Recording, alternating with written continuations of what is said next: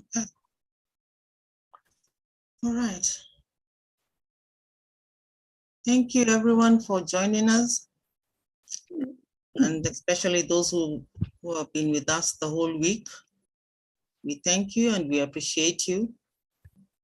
It's been a great week of various events, from female entrepreneurship to corporate, women in science and tech. If you missed it, you can catch it on YouTube. My name is Olive. I'm the Global Director for Online Events and Mental Health for Spirit of the Game. I want to thank our speakers today. And as we begin now, let me pass it over to Mpo Preston, who's our moderator.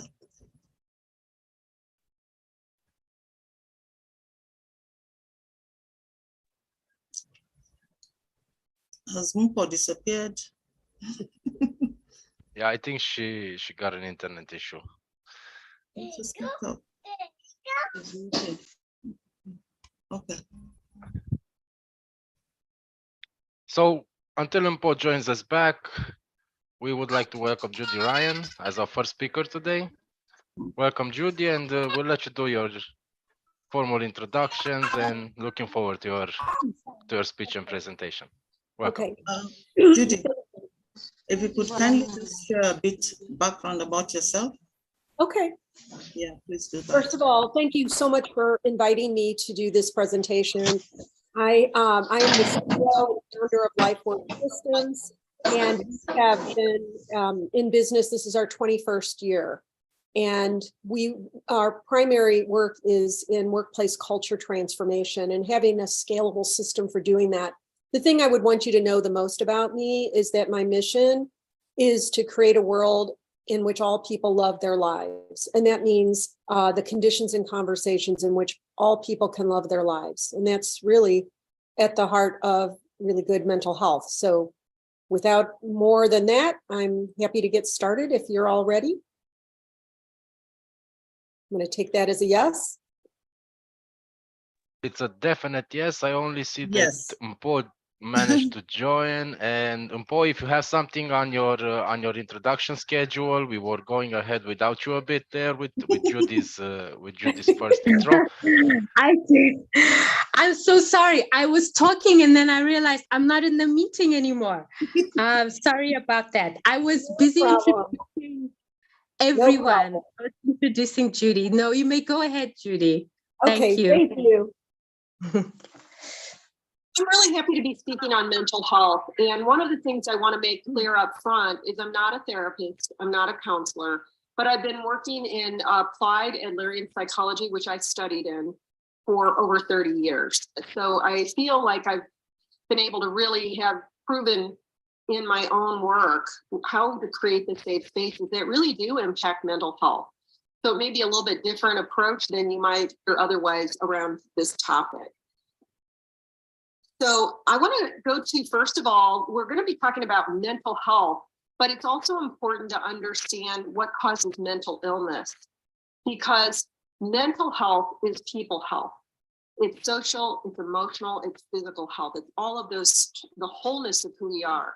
And so a lot of our work is based in the work of Alfred Adler, who was a psychiatrist during the time of Freud and Jung, but he didn't get as much press. And I think part of it is because if you really understand what he was teaching and speaking on, you really can't do win-lose anymore, because it really causes this activated inferiority complex.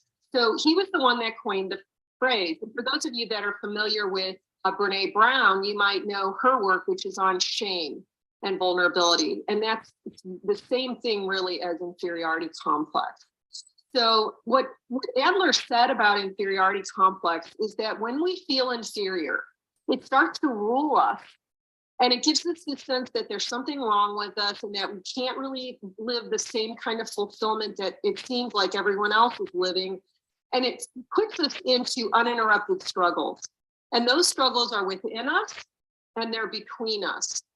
So a lot of the internal struggles are the symptoms of those are the things that we see in the world, the immense amount of addiction, the immense amount of over medication for anxiety and depression, the amount of stress, the amount of people who are ill from stress related diseases, and the amount of people even in the workplace environment that they call it quiet quitting, but it's always been one form or another of disengagement, where people just kind of check out because they're under so much tension and they have that uninterrupted struggle inside.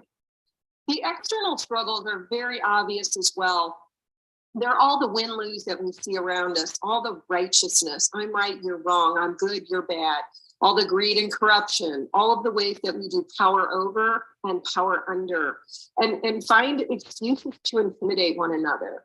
And it's all of the isms, the ageism, the sexism, the racism, all of those isms come from this root cause, as does war and estrangement, which a lot of people nowadays call cancel culture, where we just reject people wholeheartedly, and all misbehavior. So it really kind of behooves us to be asking, what do we do about this?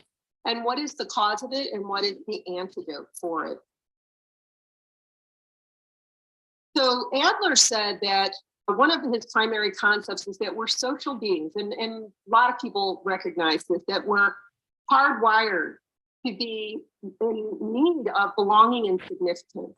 And when we have healthy belonging and significance, we feel 4 core needs are met. The feeling of being empowered, the feeling that I have a voice, that I can influence equity, that I have a say in my life. And as you know, lots of people don't feel they have that. We also need to feel lovable, which is very different than loved. And I can't stress this enough. This is probably the one that had me do this work myself in the first place, because a lot of us are being affected by what is being neglected in us. So when you make someone feel lovable, you're not doing for them or telling them how much you love them. It's not about affection per se. It's about seeing them as a separate person and finding delight in their uniqueness without any desire to fix or convert or heal or change them. So I tried to pick a picture of somebody that just looks like they're delighting in that person in front of them. That is what causes people to feel lovable. I was highly loved as a child, but it felt as if my parents didn't have the skill of actually seeing us and hearing us as separate people. And as a result, they didn't really have curiosity about us, and they really didn't allow us to contribute back or teach them. And that's a really big deal. So I just want you to be aware of that. We also need to feel connected in a healthy way with wherever we are. So I recently have a friend who started a new job, and within the first couple of days, she called me and she said, you know, they even invited me to like a happy hour, but it felt like everybody was very cold and they were in their cliques and I didn't feel very welcomed and I don't think they liked me. And I said to her, I said, can I make a suggestion? And she said, yes. And I said, when you go to work tomorrow, as soon as you walk in the building, I want you to say in your mind, I love this job. I love this place. These people are amazing. I love these people. And I just want you to keep that going in your head. Well, she called me that night and she said, oh my God, it was a completely different workplace. They all warmed up to me. They all made me feel really important and connected. And what is really important is our need for connection is so great that if we don't have a history where it has felt easy or good for us, we'll start setting up a dynamic that we're withdrawing and we're judging, and that starts to interrupt the positive connection that's possible. But it's that important. And we also need to feel that we can make contributions to one another, not just during crisis. But the problem is we're all so stuck in our own inferiority complex that we don't necessarily ask for what we need from people. And we rob them of the opportunity to do things for us and to contribute to us or to contribute to our projects or to our endeavors, because we have this notion that it's better to give than receive, and somehow it's less to receive, and it also feels very vulnerable to receive. So it's really important that you know this. These 4 core needs are so great that if imagine a person that is drawn to a gang and the gang says you have to go out and kill somebody to be initiated into our gang. And maybe that person has never felt empowered, lovable, connected, and contributing in sufficient degree. they will override their conscience and their fear of imprisonment in order to be accepted into the gang. And that is how powerful these core needs are. There was a group of people that brought an Adlerian psychology approach into a prison in Florida. And for those of you that don't know, the rate of repeat reincarceration, which is called recidivism, is around 60 to 70% across, at least across the United States. And when they brought in an Adlerian approach where the people, part of what they did was say to the inmates, "You're no different than I am. We all want the same things. You thought you had to get these met in a way that wasn't socially acceptable, but the needs themselves are valid, and let's help you find another way to get them met." So they took the inmates out of the monster box, and they were able to heal to the degree of 4% recidivism rate. And we see a similar thing in our culture transformation when we look at how do we help people stop hiding their inferiority complex, and how do we help them to have the conditions and the conversations where they can start experiencing this antidote instead. So many of you may have heard the phrase psychological safety. Some of you may not know what it means. So I want to talk about it from two quick perspectives. One is Maslow's hierarchy of needs. He's basically saying once you get your basic needs met for clean water and for food and lodging, then your needs are more emotional and social, and we can't really move forward in a healthy manner until all of those various needs are gratified. And even if we're in an adult body that says, "I'm okay, everything's great," we often have a child within us that has not had those safety needs met. And until they're satisfied in the conditions and conversations of all kinds of different environments, they will continue to be functioning and costing us all. So psychological safety is really where you can be in the presence of people and you're not afraid of any negative consequence that's highly harmful to you. Like you're aware that your self-image isn't going to be destroyed, your status, your job, and you're even in a condition where you feel like it's safe to take risks and to make mistakes, and that no matter what, you're going to be accepted and respected. And I think the reality that I see is all people want to be loving and respectful and caring and create such a condition. But a lot of us have not been taught how to, and we haven't been given the support that's needed to actually create all the conditions and conversations for psychological safety.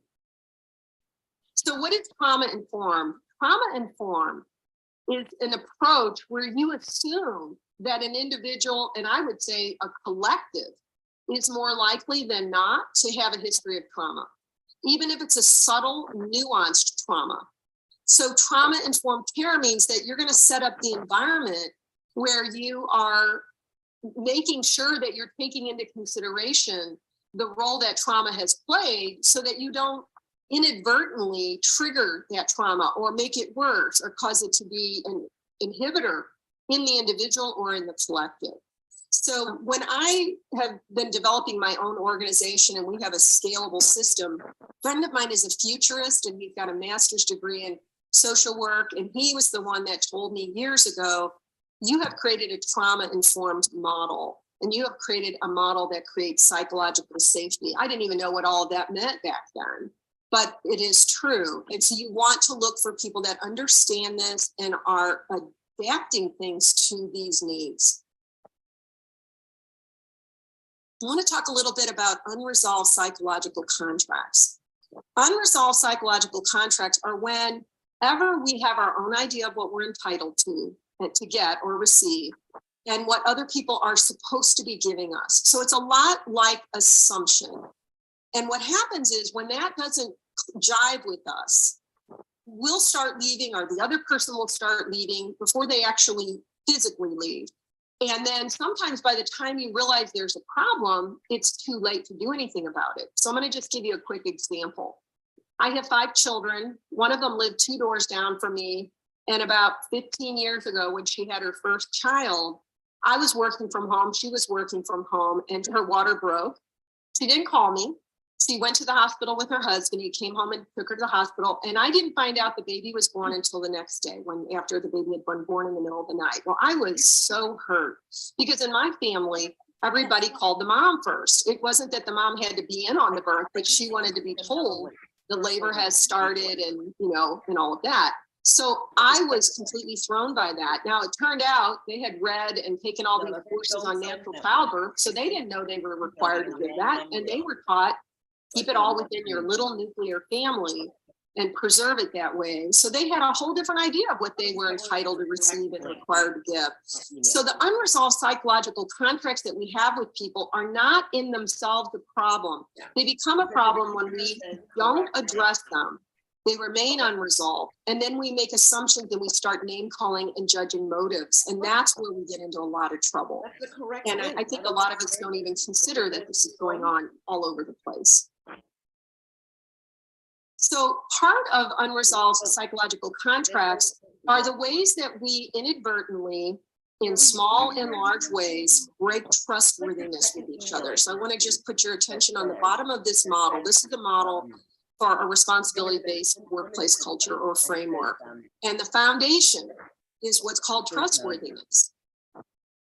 So what trustworthiness means is that everyone learn about these 8 ways to behave with each other. This is how you create safe spaces. And to recognize, gosh, if I look at somebody in my workplace or my home or my neighborhood or my community, and I'm not feeling what's called a 10. So Jack Canfield, who wrote Chicken Soup for the Soul, he would go to his wife every night and he would say, are we at a 10? And what he was really asking her is, do we have anything unresolved? And if she would say, no, we're not a 10, he would say, what number are we? And then she would say, well, we're an 8 or whatever. And he would say, what do I need to do to make it a 10? That was his commitment to her, to have trustworthiness. And she would say something like, well, you didn't take out the trash last night and you said you would. So the value that was being neglected was keeping commitments. And he would be able to say, oh, you're right, I didn't, and I'm so sorry, and I either want to make amends or I at least want to apologize. So when we work with clients, one of the things we're teaching them about making this trust foundational is that every month when they mentor with one another, one of the questions they ask over time is, do you have any relationships that are not a 10?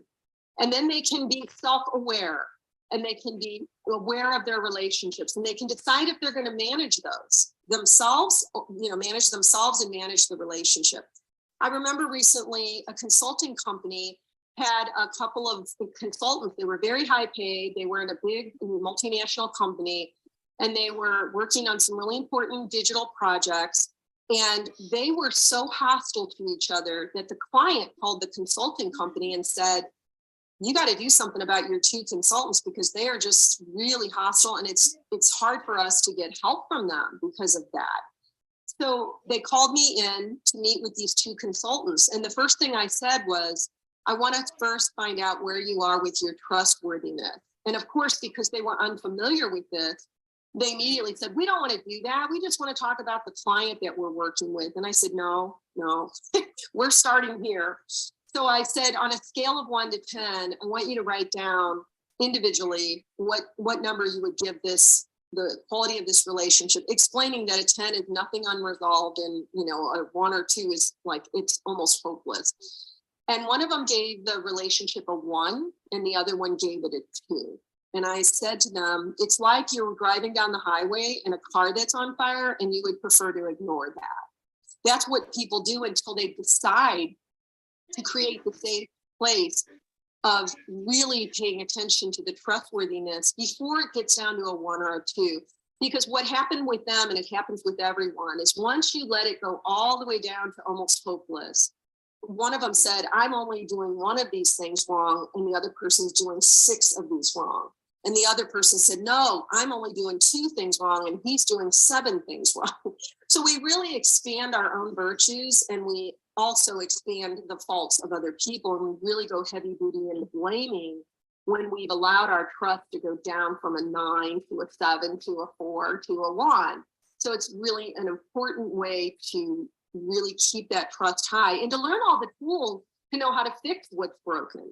and to learn how to pace yourself that you build it up as quickly as you can, but within reason. Another thing to really understand is, how do we get to a safe, true community with one another? It's important to know these stages. These came from a book called The Different Drummer by M. Scott Peck, who wrote The Road Less Traveled. I know that was quite some time ago, but The Different Drummer is where these stages to true community were written. The first stage is called pseudo community. It's where we avoid really bringing up anything that we disagree about. In fact, it's a good stage in the very beginning because it's kind of the honeymoon.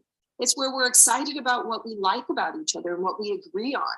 But if we are doing that to the cost of really addressing where we don't agree, we become fake and inauthentic and boring and uncreative.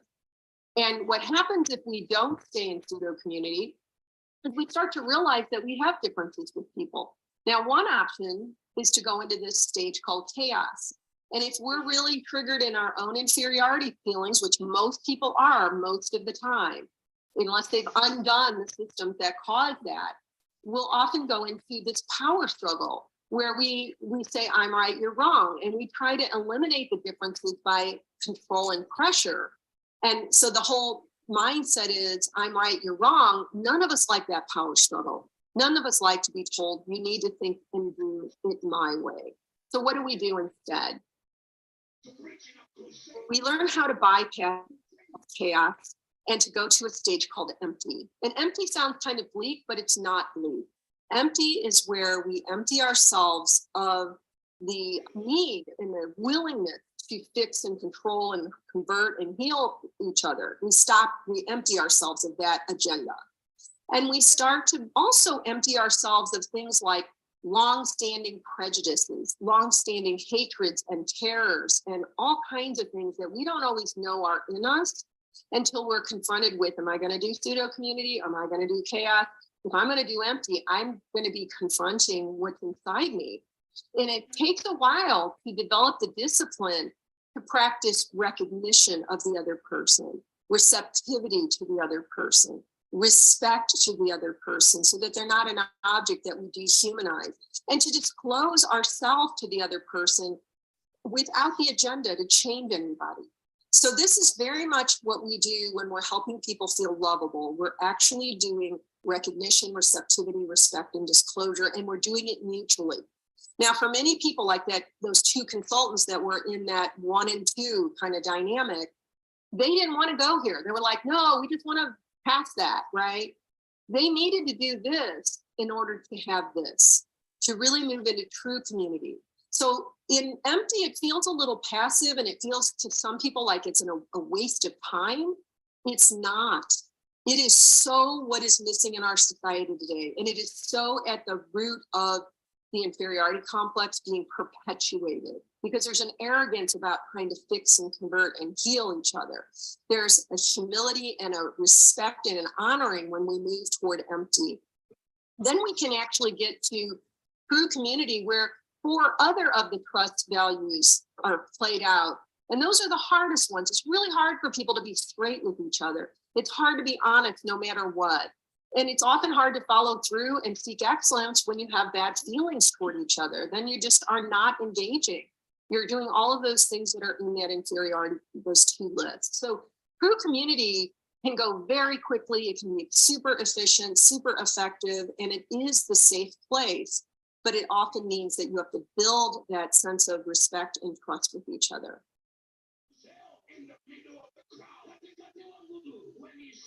Okay, so I love this quote because it's really about realizing that we are the medicine to one another, and that you want to remember for your own mental health how important you are to the lives of the people that you meet, and how important you can be to people that you don't even know that you've touched, that have rippled out from what you do. So I just want you to keep that in mind as you consider what is kind of at the cause of mental health or mental illness. And I wanted to go ahead and just give you this last 5 minutes, since we started just a little bit late, to ask any questions. And I don't know, I see you, Nancy. And I know you're there, Olive. Were there questions in the chat box? I see like a couple of chats in there, but I haven't opened up that. No, so far no questions in the chat, Okay. but people are free to unmute themselves. But before that, let me pass it over to Mpo. She might have questions. Yeah, thank you so much, Judy. That was great. Thank you. I do actually have a couple of, well, not a couple, a few things that I picked up, and I wanted to ask you or the group or anyone on the floor. You mentioned inferiority complex, which is the overall theme of your presentation, which is very important to me. Because I feel like as an African woman, this is major. I see it everywhere. I pick it up in most people, and especially in women, and more especially in women. So I wanted to ask whether this is because of the patriarchal system and the way it is, and the way women were brought up. Could this contribute to why women have such a strong inferiority complex? And why we also talked about the confidence gap, because you can see it at work, you can see it in relationships, you know. So I don't know, Judy, is this a symptom of our upbringing? I would say yes. And if we had had more time, I would have gone into some of those systems. The systemic change is a real thing. Most of us have been raised in environments where we're using power over. You could say it's patriarchal, but it's also been passed down through all of us, you know, even when we parent as moms, where we're using, in our efforts to make good citizens, we often believe in things like punishment and bribery and shaming and praising and enabling. And a lot of those things are actually attempts to be controlling for the good of the child, but it actually doesn't develop people from the inside out. So it keeps perpetuating this cycle of using power over and power under. And so women are kind of in the bottom of that chain, and women of color or minority women are even in the lowest part of that chain, and children are in that chain. But I would say it is that basic, that it comes in the way that we raise children. And then we do it in schools, and then we do it in workplaces. So it's really about changing it at a very core level. Yes, I totally agree with you there about changing it at a core level, because if we talk about abusive relationships and remaining in one and enduring all that psychological pain and trauma, an inferiority complex could play into that, correct? Oh, it always is. I mean, it's so rampant. It's also very interesting because if any of you know Brene Brown's work, which is very similar to mine, she says that she gets invited to speak all over the world, and people say to her, how about you not talk about that shame stuff, which is really inferiority complex, because it makes people uncomfortable and it's kind of dark. And her response is, that's my number one platform, because if we don't get this part right, we can't do anything else. You know, you could be the most well-intended, love matters, but if you don't know how to love and you don't have practical applications for how to love, you're going to do love very poorly, even if it's unintentional. And that's what I really see needs to break in order to have mental wellness. Thank you, Judy. I like that you mentioned the next part that I wanted to talk about quickly in your answer about the inferiority complex. I just put here quickly in my notes, comparison is the killer of spirit. Like you said, we do it with our kids. And we probably grew up where we knew that someone is the favorite child and you're like the black sheep, something along those lines. And then there was also a thing culturally where daughters were lined up and then discussions were had over which daughter is the most beautiful and why. So there's that comparison to each other that we are raised with that could also add to the inferiority complex and the shaming. Yeah, And I then would say that falls under the control model of judging. Anytime we're Yes. comparing, we're judging. And what that does is it creates a dynamic where people feel like their job is to please the person who's judging. And we're really here to please ourselves and to find our own path. But if we're not given that, we're given that judgment instead, it really wrecks us in terms of our own sense of inner wisdom, our own inner beauty, our own inner purpose. And that gets disrupted. It's a more subtle one. It's easier to see abuse and damage with punishment and things like that. But the emotional and psychological things we say to one another, we don't realize sometimes how much of a toll that is taking in our efforts. So Yeah. I know we're at time. Do I need to stop talking? I don't want to take away from the other person's. Yes, I'm sure. I just also wanted to highlight just one thing, and that was a very important topic you brought up about psychological safety. But I will talk about that after Pamela's presentation. Muko, Yes. before that, just check the chat from Marcus.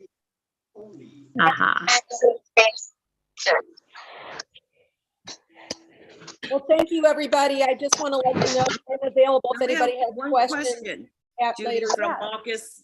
We have one question, Judy, that we should get Marcus in. Go ahead, Marcus. I don't know why he's feeling shy. You have to unmute Marcus. He's from Brazil, Judy. Yeah, question. I don't know what mute means. Thanks, Judy. Thank you very much. And my question is, how do I start this process with my team, with my family, or with my soccer team, my soccer group? Yes, well, there's lots of things that I'd love to share with you about how to do that. And it is actually very important to know how to do that systemic change. There's a lot of information out there saying that we really do need, how do you take a toxic community or culture and make it a non-toxic? But we have a lot on that. I know that I probably can't go into it too much here, but I will tell you it's a very immersive process. Because for people to change behavior, they need to be exposed to new concepts and new tools multiple times and in multiple ways. And when they do that, then the behavior changes. And when it's done collectively, it's incredibly powerful. Just like that example of changing that prison system. So I want you to know that I would be happy to talk to any of you about how do you implement such a change? Because we've been doing that for literally over 30 years, but 20 years as a company. So I'm happy to answer that more later. Okay. Would I be wrong if I answered this question shortly saying, well, be the model? We call it, if you looked up a teal organizational model, and I can put a link to that into the chat, you'll see what kind of culture model, because culture is a little bit like the word parenting. You could have 10 parents in a room and they'd all have a different idea of what is healthy parenting. Culture is the same way. So you kind of have to understand what is this kind of culture and then how do you implement it? So I'll put an article in the chat about what is this kind of culture I'm describing. And maybe I can put my own contact information in there so you can reach out to me more directly, any of you. That good? Thank you. Thank you, Thank you, Margaret. Judy. Thank you. That was very wonderful. Nice presentation. If there are any further questions for Judy, please put them in the chat and we'll get round to them sometime during the following sessions. I'd like to introduce our next speaker, who is Dr. Pamela Kaitiri. She's a licensed psychologist and for the International Society for Substance Abuse and Prevention professional. So she has her specialties in addiction, and I'm looking forward to her presentation. Pamela, you may take the floor. Thank you so much. I am glad to be here. I truly appreciate the opportunity given. I'm Pamela, as you've introduced me. I'm now currently in Kenya, and I am glad to make a presentation this evening. I will try to move fast, knowing that we don't have much time. So if you allow me, I will share my screen. Pamela, don't rush yourself. Okay. Okay. Okay, I was just trying to make sure that we are within the hour, but it's okay. So I'm a counseling psychologist. Of course, began with another profession originally, began with meteorology, but then out of need and self-awareness and in psychology, I'm in the field of psychology since 2003. Mostly working with the workplaces, the public sector, but also reaching out to communities. And in the public sector, basically mainstreaming the aspects of first began with HIV, then substance abuse, grown to mental health and general psychological issues that would affect the workforce. So this is what I have done over the years. The International Society for Substance Use Prevention and Treatment Professionals is an association or a society of professionals in the field of substance use, treatment, and prevention.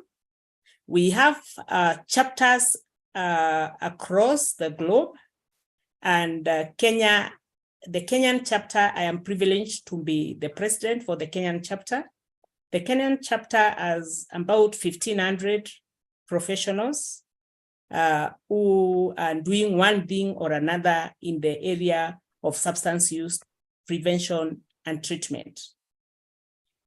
Besides policy, we are offering support, counseling, individual, group counseling, awareness creating, and all the necessary interventions, including working in the rehabilitation centers and halfway houses that exist in Kenya. And allow me to make my presentation on gender-based violence and mental health. And Ryan has alluded to some of these, so I will try not to repeat what she has said. I hope my screen will move. Yes. So looking at the aspect of gender is basically not about the biological perspective, but the constructs that we give or people give to either men, women, girls, and boys, and how they relate. So it's basically not the biological perspective that you are either man or woman. So it's basically how we construct socially the roles that men, women, girls, and boys do. When we look at gender issues that are prominent, they have a basis on various perspectives, looking at gender bias in education, the pay gap when you look at what men and women are paid in some jobs, the disparities in agriculture, health, and more so when we come to the topic that we are discussing today, the aspect of gender-based violence that mostly is what is done to women and girls at all levels. So the gender-based violence refers to the harm that is perpetuated against a person or a group of people by either the perceived sex or gender, their sexual orientation, or the gender identity. And oftentimes, it is an act of threat or harm to that person. Let me put off my video.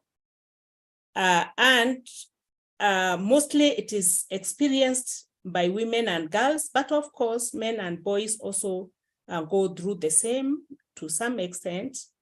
And it happens in families, it can happen in community, it can happen across the cultures. So it isn't limited to one community or another.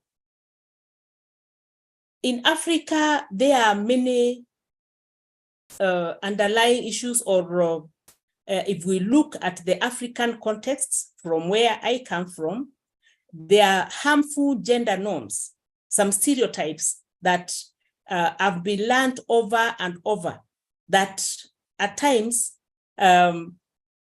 women go through some of these stereotypes, like female genital mutilation, the cultures that surround marriage, whereby a woman is not maybe valued as much in some cultures. Of course, there has been great improvement in our African context, but still a lot to be done. The disempowerment at times that comes with the food security, food scarcity, that like when we look at the African context today, even the issues of water, when we look at the aspect of climate change today, the insufficiency of water, at times women are abused even as they struggle to make a living on a daily basis. The war and the conflicts that at times we face in community gives an opportunity for women also to be violated in our society. So gender-based violence can manifest in various ways. It can be physical, where one is actually harmed physically. It can be verbally, by expressed, where someone is being abused, someone is being talked ill of. It can be sexual. There's a socio-economic disempowerment, where a woman or a girl is given a role that, like if it is employment, they're either made to work in low-paying jobs, or in a society where we find that the women are kind of sent to do some jobs and not others, where we are saying mostly the women are doing the caring jobs at times, and they are not well paid. So socioeconomically, they are disempowered. It can also manifest in intimate partner violence, where the closer person, the intimate person to the woman or to the girl, is the violator. And harassment also that occurs even at the workplaces. What are some of the drivers of gender-based violence? We have various psychosocial factors that could fuel or could drive gender-based violence, which could be economical, cultural, political, religious beliefs, whereby women, even during marriage, they are viewed as lesser than the man in this relationship. So by the religious or the cultural values that are upheld by a certain society, you find at times they fuel some form of violence against this woman. The attitudes that persist around women and girls, whereby a girl can be, if it is maybe there's a challenge in education, a girl can be told, you drop out of school, your brother will go to school, we pay school fees for him, you can easily get married, at least you'll be married and you can move on with the life. It becomes, an attitude that perpetuates gender-based violence. The knowledge gap, the people at times don't know how to do it differently. They have grown seeing this. This is what has happened in the society. So they don't know actually that they are violating or they are abusing another person by their actions or inactions.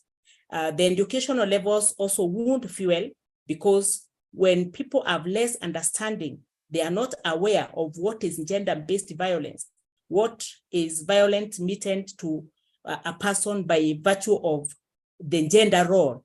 When they don't understand it, then it also becomes a driver of the same, and the economic statuses and the poverty levels that at times people find themselves in.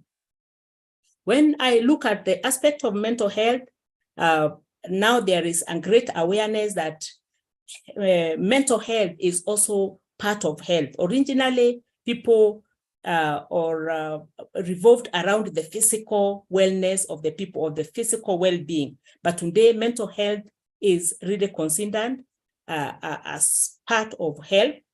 And it is all about their ability of one being able to live their full life, where they are being socially connected, able to run on a daily basis, set their goals, and make decisions in a healthy way. It is about being able to fulfill your potential and being able to live a normal day, despite the many things that would happen. So in the absence of that, then one can easily have a disease or an illness that has to do with the way they think, the way they feel, and therefore how they behave. And that is what the mental disorders are all about, the thoughts, the mood or the feelings, and therefore the behavior. And the mental disorders are classified according to DSM, or the Diagnostic Statistical Manual of Mental Disorders. I think I made an error there. We are currently on the 6th edition. And it's generally about perceptions, behaviors, and thoughts. What are the causes of mental disorders? Of course, we have various causes, but in this case, I want to look at the experiences that, the negative experiences that probably a female or a woman and girl and boy would go through even at the childhood stage, at the formative stages, the 0 to 7 years. Those childhood experiences at times leave trauma on the child. They make them feel less, they are neglected, they are probably abused, and this could fuel or could lead to a mental disorder later in life. Recent experiences like even violence, could it be physical, sexual, psychological, that could also be a cause of a mental disorder, besides the fact that some of them are hereditary, they run in families, and also physical factors like damage to the brain. And of course, we have various classifications of the mental disorders, the mood disorders, anxiety disorders, trauma-related disorders that mostly where the sexual and gender-based violence or the gender-based violence would mostly fall in because of the traumas that people go through, so that they develop post-traumatic stress disorders. And also some would resort to substance use as a way of medicating the pain, the shame, the guilt they feel. Gender violence, as it were, it is a crime, and with it invokes various emotions: anger, fear, frustration, shame, guilt, and grief. All these feelings have a way of impacting on the psychological and mental health of a person. And this survivor of gender-based violence, with all these emotions, oftentimes becomes even self-critical, self-destructive, and they would devalue themselves. They feel they are less valuable. They feel that there is no hope in life. There is no, they feel helpless. And this really would turn to be, when it is chronic, develop or progress into a mental disorder that can easily be, from a psychiatric perspective, be identified and classified. So what are some of the interventions that we need to put in place? As it were, we need to first of all begin by being very targeted, so that we can recognize the gender-based violence, recognize the impacts of the same, and therefore set systems in place that are responsive to the various effects of the gender-based violence. So our interventions need to be very specific and targeted so that then we can reduce this inequality that makes certain gender feel vulnerable and therefore develop mental disorders. And in this way, then programs need to be put in place. Programs are driven by policies so that then we develop proper action plans to respond to the gender-based violence, ensure that education is done at all levels so that people can be enlightened on what gender-based violence is, what it is doing to the people that are violated, or to the woman, to the girl that is violated, how it affects their future, how it affects their life, and therefore the society as well, and the entire community. We need to be able to ask those real questions and address them at all levels and do all we can to stop gender-based violence and even the sexual harassment that happens. And better still, much of it is perpetuated by men. We need to involve men in the interventions. If the men are able to participate in stopping gender-based violence, it will be an addition, because once they change their values, they change their beliefs and their attitudes towards the girls and the women, it will yield results. So they need to hand their voice, be active in protecting and promoting the right attitudes. They learn to speak against gender-based violence, and therefore we need to expand the avenues of disseminating this information, including the traditional places where the men and the boys meet. Let awareness reach every place, including using the social platforms and the networks that would influence the peers and the networks of men, so that then they can understand the importance of stopping gender-based violence and even sexual gender-based violence. Having them participate or even volunteer in such activities, and even lead organizations that are programming on the same, it won't be a good thing.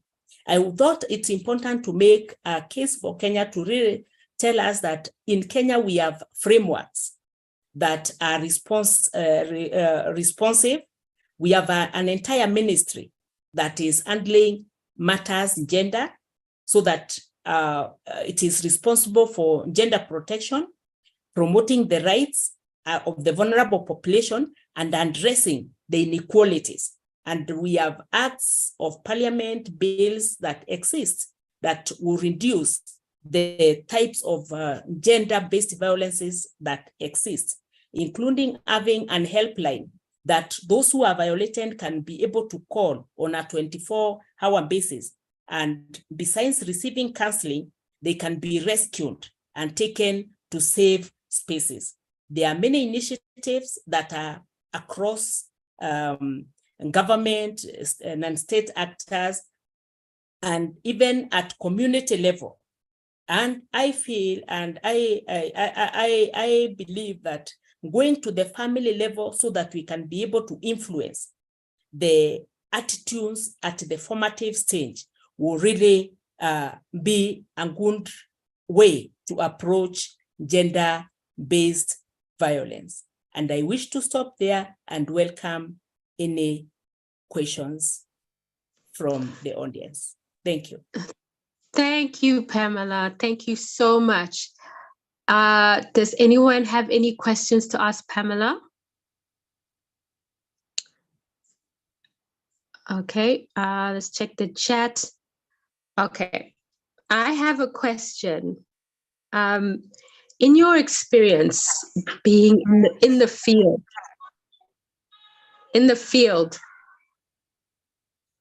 are you seeing improvement or is there still work that needs to be done? Are things getting there, or are we still just running in the same spot? Of course, having legislations in place is a very important place to begin at. And these are downscaled to the lowest levels. Awareness is being created even at educational system so that we can be able to improve or interrupt the thoughts and the behavior that fuel gender-based violence. Yes, I can say we are not where we were. There is a great improvement, but of course, we need to appreciate that also the intimate partner violence is a little difficult to even have reports reaching the necessary legal systems so that then support can be done. So we are still a work in progress, especially in Kenya, but a lot has been done. I can say we are not where we were years ago. Oh, thank you, Pamela. And I'm glad you mentioned the progress Kenya has made, because just before the meeting, I've posted a link in the chat. Okay. In this website, it's a comparison, it's the rankings of the world according to their depression rate. So I went to my country and then I went to see Kenya's, and I must say Kenya is doing very, very well as compared to my country.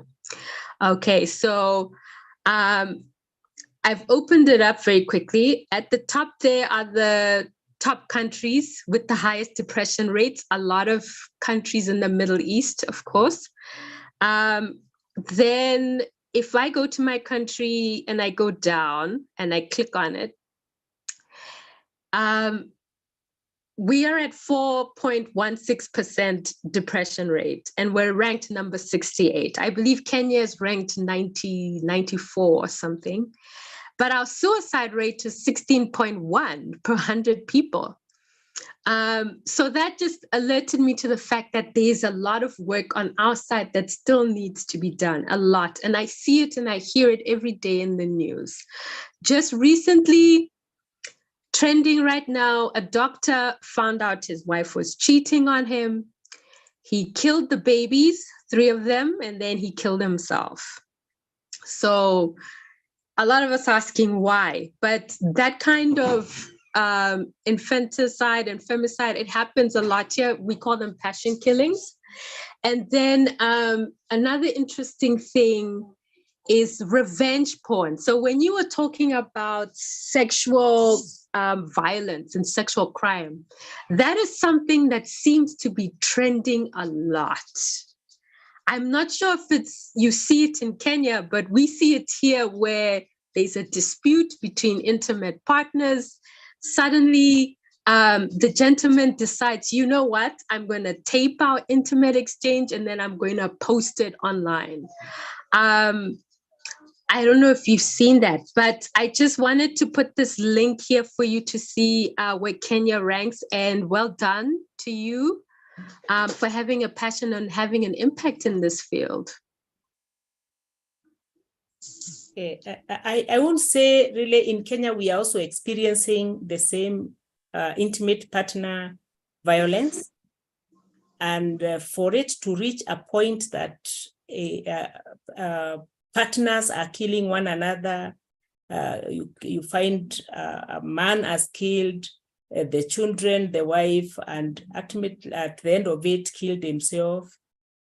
It's really happening, but a bit of it also goes unreported because of the beliefs, the values that people hold. But then the country also is trying to put in systems in place, because originally, if a man went to the police station to report that they have been violated or they have been beaten by a woman, they were laughed at. They were not helped. But today we have gender desks in the police stations. So, and the officers have been trained on gender-based violence, so that if somebody is reporting on such, they are not just handled by anyone. They are handled by a police officer who understands the psychological trauma that this is, and is going to be able to handle this victim in a way that they can feel supported. So effort is being done, but still we have a lot to do, and we have organizations that are registered that are trying to help in the community as much. The boy child has been a bit left out. And in Kenya today, we are trying to raise the self-esteem of the boy child because it has been noted that the girls are quite better in self-esteem that helps them even to defend themselves to some extent. The violence has turned now mostly also to the boys. I will not say mostly, but also to the boy child. So strategies are in place also to support the boy child to halt the gender-based violence in that way.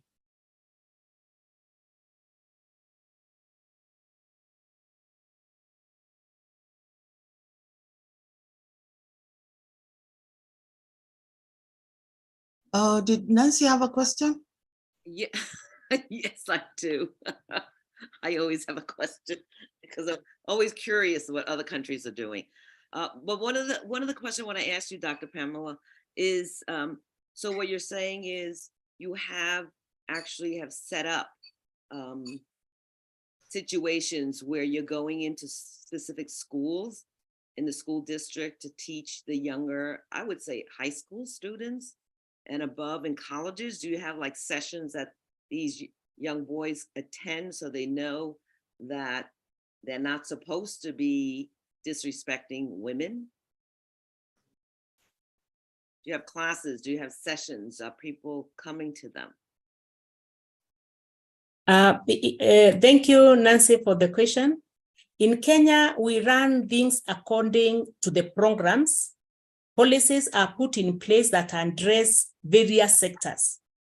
So in the education sector, there are programs that respond to gender-based violence in school system, including from the primary level to the secondary and tertiary institutions.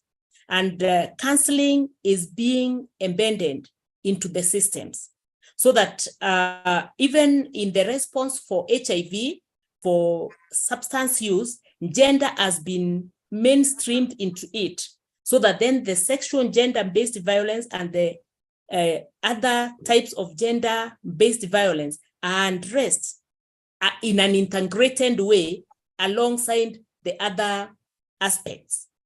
And that's why we have an entire ministry that is dealing with the gender-based violence at the national level as well as at the county level.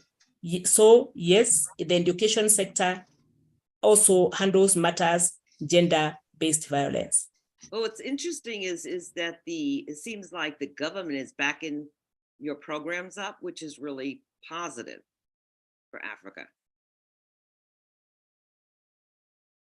So I was just wondering, I think earlier, I wasn't sure that Mapo had a question in regards to, and you answered it. I think you were saying it's not as good as it was in the past. So what actually did not continue as good as it should have been?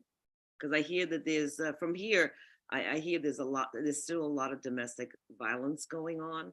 And I just want to make sure that I know that there are programs being done and the government is supporting what's going on for the women. And I'm happy to hear that you said that when a woman comes in, there are police officers that are trained in helping them, which is awesome.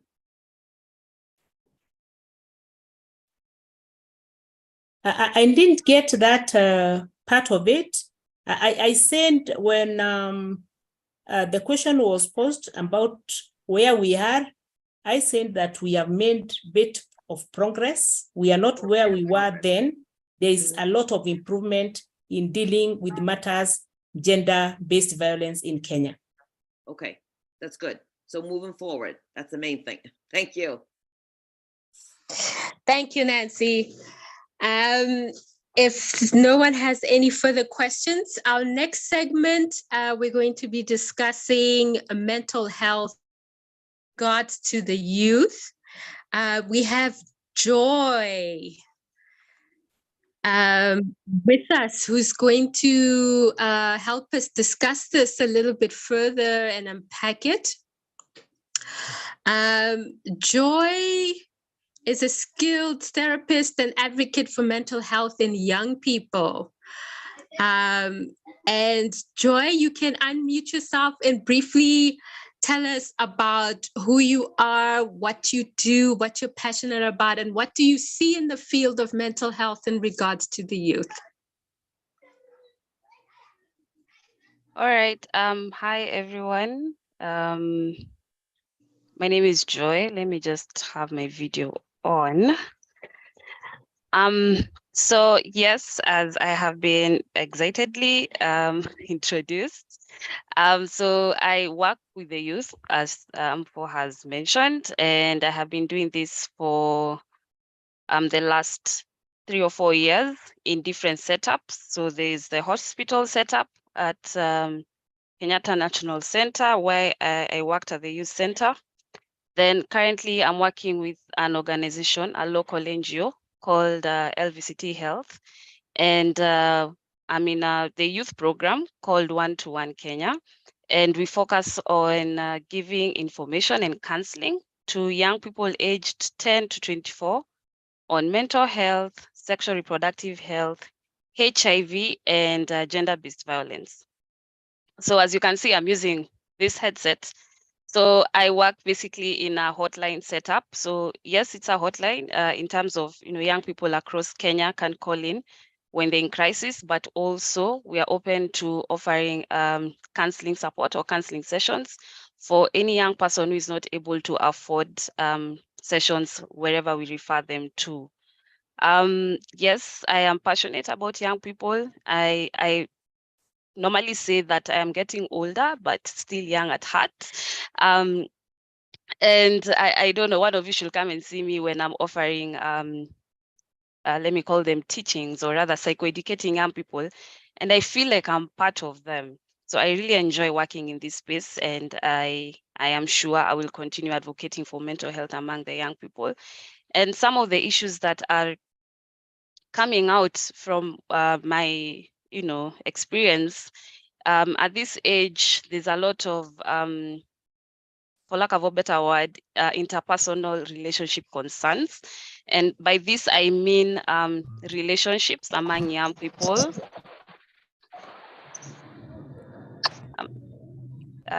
Judy, you're unmuted. Okay, fine.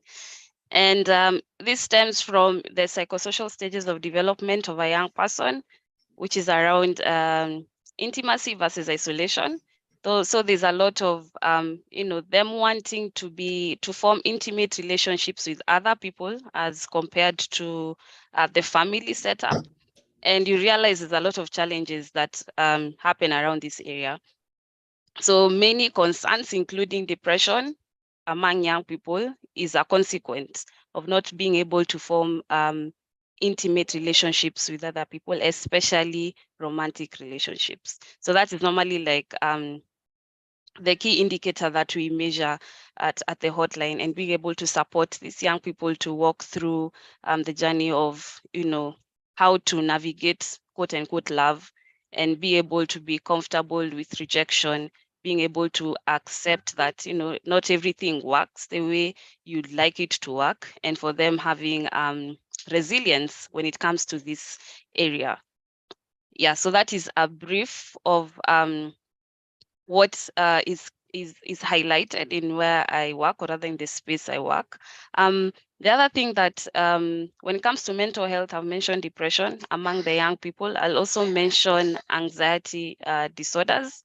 And this is very high right now because of the uncertainties in our country when it comes to employment.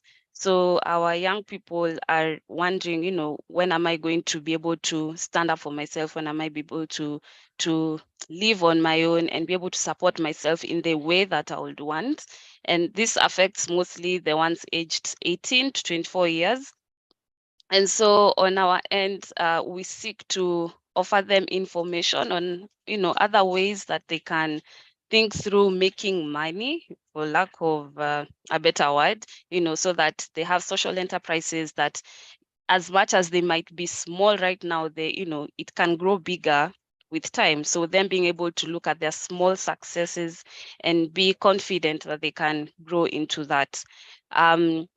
When it comes to gender-based violence, the organization has a whole arm around that. And for us at the hotline, what we do is refer any young person who calls in with a gender-based violence concern, be it rape, be it emotional abuse. And the referral channel is either to the hospital or to the police. And as Dr. Pamela has mentioned, there are gender desks. And we have an example of Polycare, which is in Nairobi. And when you refer the young person there, the sector in that police station, or rather in that section of the police, deals with gender-based violence. And we are able to track, the number of young people that we refer and see whether they have been able to uptake service. That's a very big indicator that we like to track, because at the end of the day, we just don't want to be referring young people and they're not able to access service. So we need to track to know what are the barriers to access of service, and what are the protective factors when it comes to accessing these services. Then lastly, I'll want to share that we also have a feature in Kenya. You don't have like the 911 where you're able to, a person calls in and the one who picks the call is able to directly see the location of the person who is calling in. So for us, we were able to develop a feature known as location sharing, where the young person can actually send their location to us, and we are able to pinpoint exactly where they are and be able to send them to services that are around them. Yes, I did not prepare a presentation for this, but next time I will have a proper, PPT that guides you through, what I do and my experience.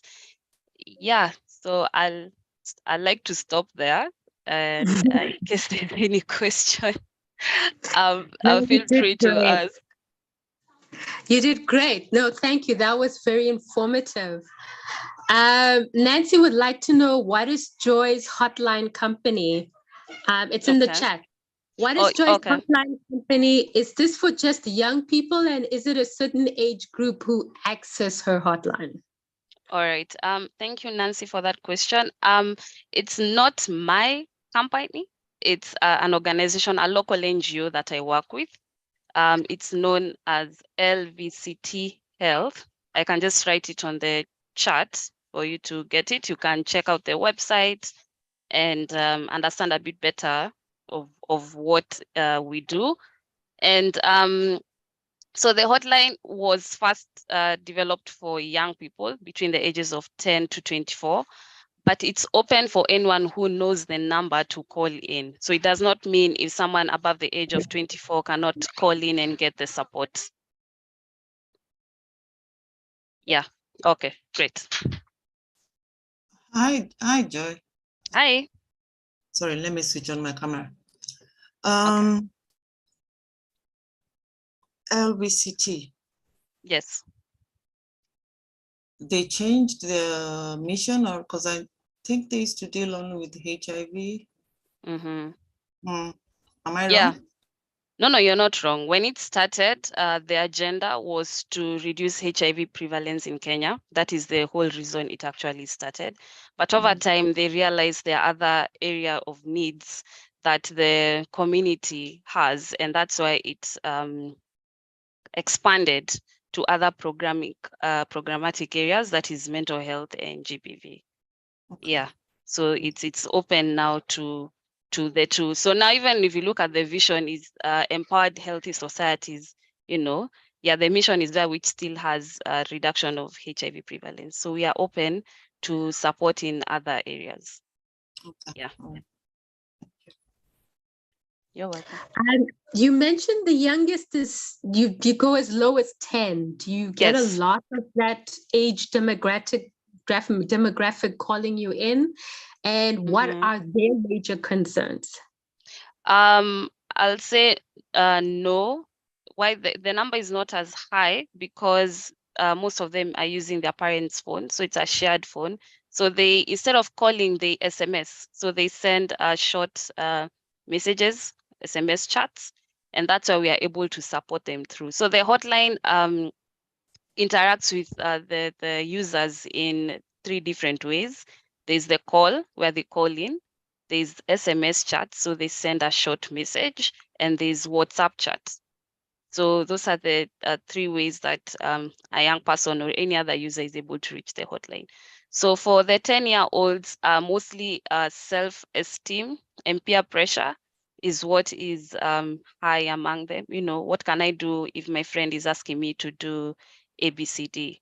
You know, I'm not comfortable with so and so telling me to do ABCD. So self-esteem and peer pressure is what is high among that age.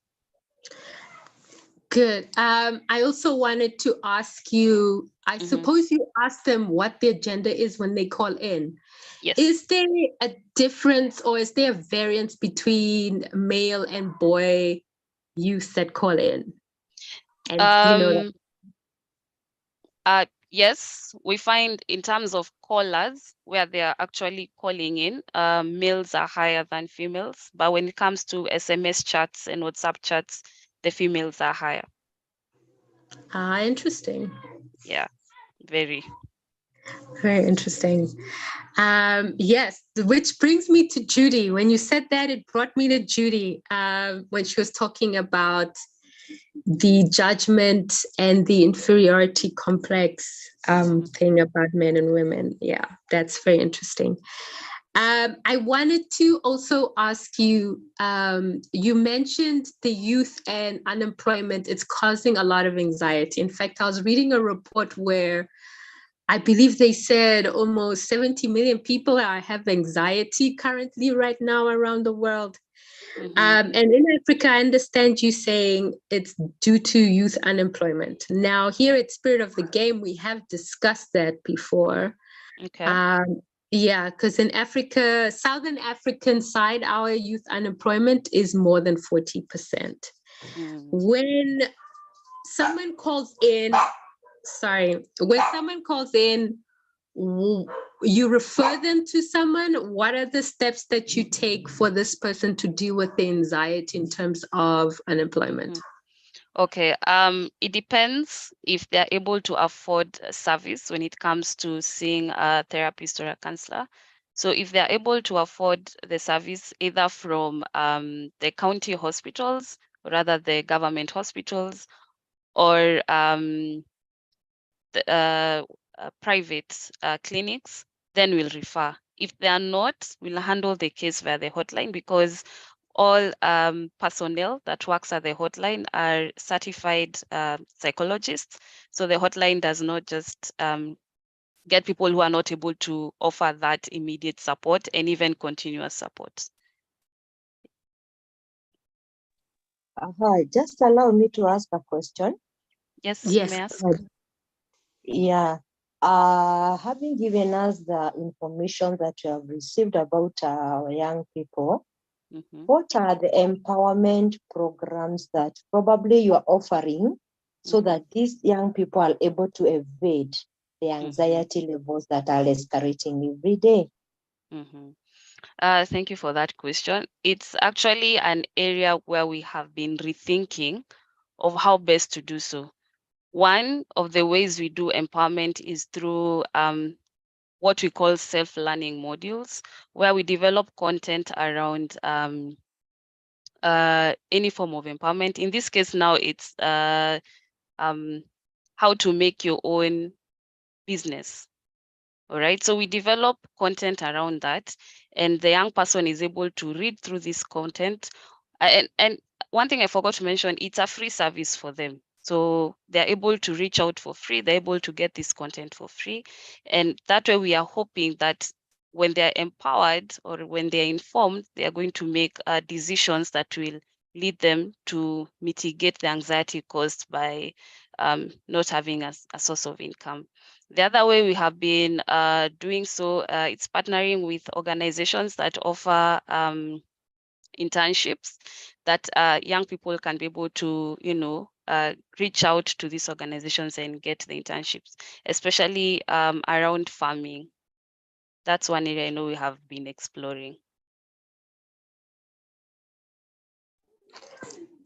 Thanks, Joy. Let me just check if there are questions in the chat. Not currently. I would like to open the discussion up and take it on a global level, because the youth do have mental disorders, and we hear about it all the time. Well, okay. So, for instance, the rise of suicide amongst young children between the ages of 10 and going all the way up as well. Is this something your organization pays attention to, or yourself? And I'd also like to pose this question to the floor as well. What do we feel or think is happening with our young people when it comes to mental health, and especially young women?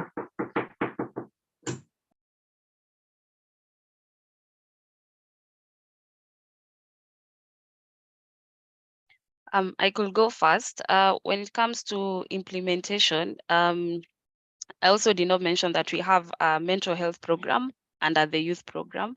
And right now we have 2 interventions that we are intending to actually start. One will start in April, the other one hopefully will start in June. The one starting in April is known as Mind Skills, which is a mental health intervention targeting young boys and girls between the age of 10 and 24. And the intervention uses football activities to be able to inform the children about mental health, build resilience when it comes to mental health, and also refer any child that may have a mental health concern to relevant mental health personnel. The other one is, I hope you're aware of it. It's called Interpersonal Therapy for Group, IPTG, which is approved by WHO. And we intend to implement it among adolescent girls and young women in a program known as DREAMS. And it's a group intervention that treats depression for 8 weeks. So for us, those are the interventions that we are currently waiting to implement when it comes to managing mental health among the young people. Thanks, Joy. Is there anyone who would like to share about mental health in the youth in their countries? Bulgaria, Poland, Nigeria, Brazil, anyone? If you allow me to hand what Joy has mentioned, especially for the Kenya bit. Joy mentioned the initiatives that are in place for the young people, because mental health issues amongst the young are really being experienced currently, especially those in tertiary institutions and out of school youth. Because of joblessness, some of them are not able to go to for further education. So it brings a lot of hopelessness and helplessness that is leading them to resort to even substance use to medicate on the anxiety they experience. So we have the country as youth-friendly centers set up in hospitals that the youth can access counselors in such places, so that when they go, they are not going to the main facility where they are mixing with the elderly people, but they go to a youth-friendly center where even the professionals working there are some of them young to an extent that they can be able to trust and feel they relate with what the young people are going through. Besides, the government has put strategies in place, and also some organizations, the civil society, income generating activities for the young people, so that the young people are taught on small scale entrepreneurships that they can engage in, and they work with the small micro enterprises to even fund these initiatives for the young people so that they can get empowered. Besides having hotlines that are available. Recently, there was a launch of the mental health champions that are workplace based. The Ministry of Gender is aiming to train about 2,000 mental health champions that can be able to work amongst the peers to bring awareness on mental health issues.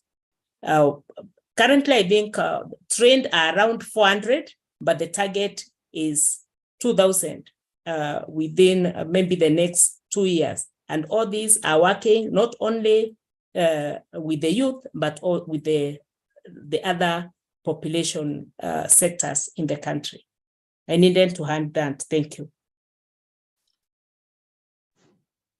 Thank you, Pamela.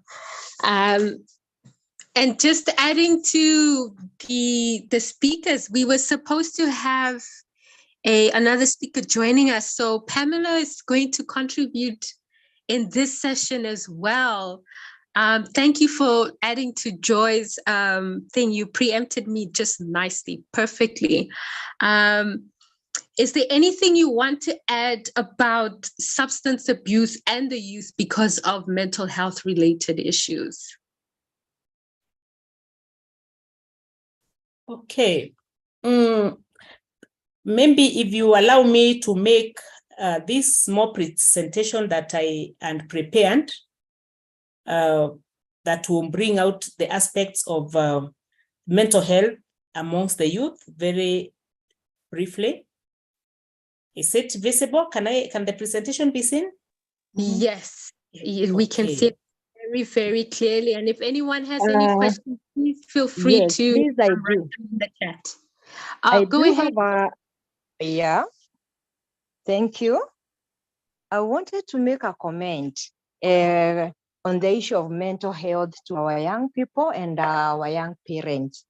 I have actually realized that as a result of many young people getting married when they are still very young, and then they get children again when they are still very young. These people are not yet settled. Yes. They don't know how to handle some marital issues.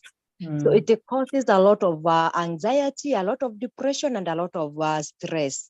As a result, the children, they are still getting at the same age. Now they become prone to stress and to anxiety and all this. Now my question is, as I make the comment, my question is there any way that our young girls, our young boys can be educated and can be engaged in order to avoid getting married and marrying when they are very young, because it is one major cause of stress, depression, and all this, because they don't know how to manage themselves, they don't have coping skills and all this. How do we go about this as counselors?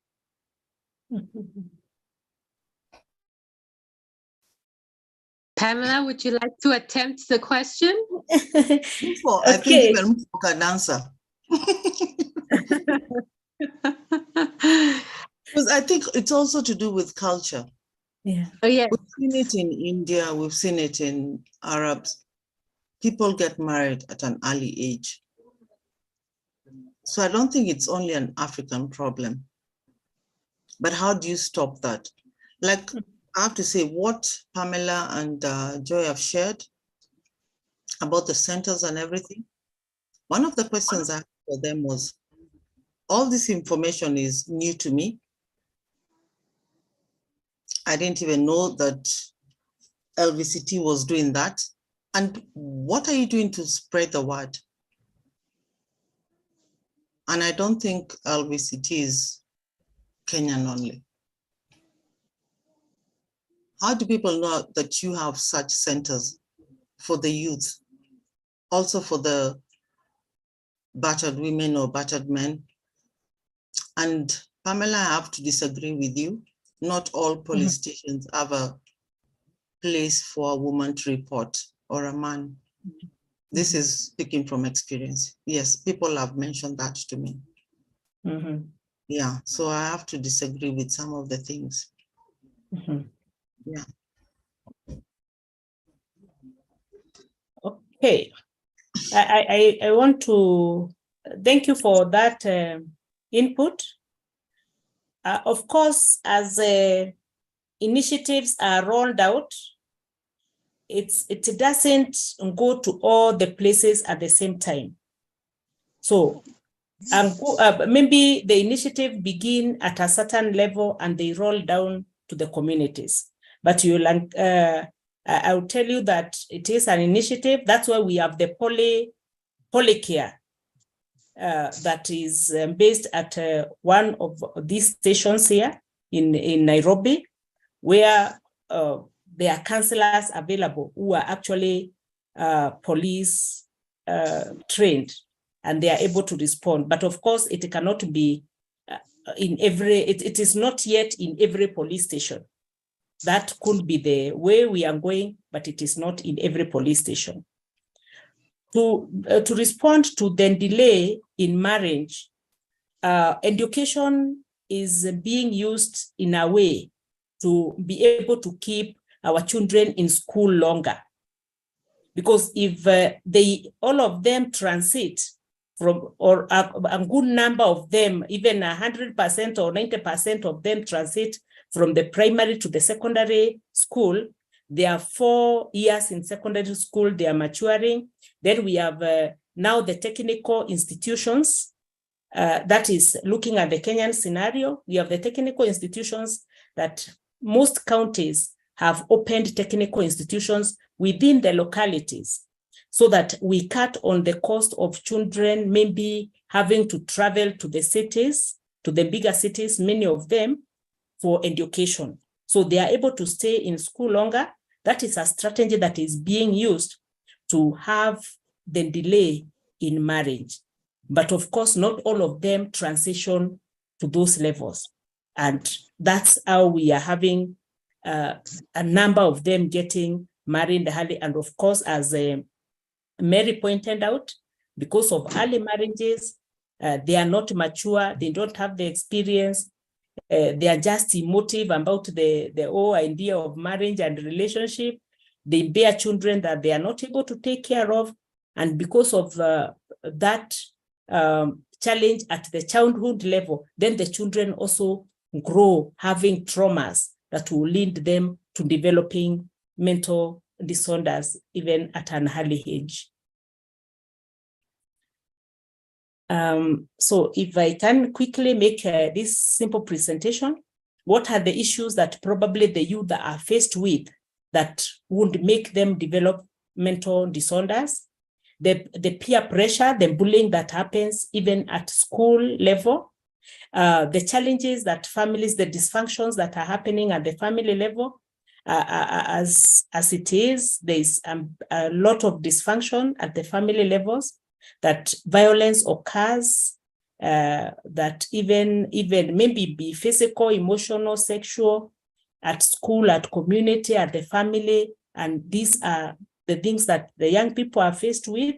Financial difficulties and uncertainties about the future, even as there is increase of poverty. Recently, in Kenya, we have seen a rising trend of poverty because of even the aspect of climate change. Most of our businesses, our livelihoods are agri-based or agriculture-driven. And with the failure of rains, with the hot and seasons, we are having a bit of challenge that and causing a lot of uncertainties, even financially, and increasing poverty at the family level.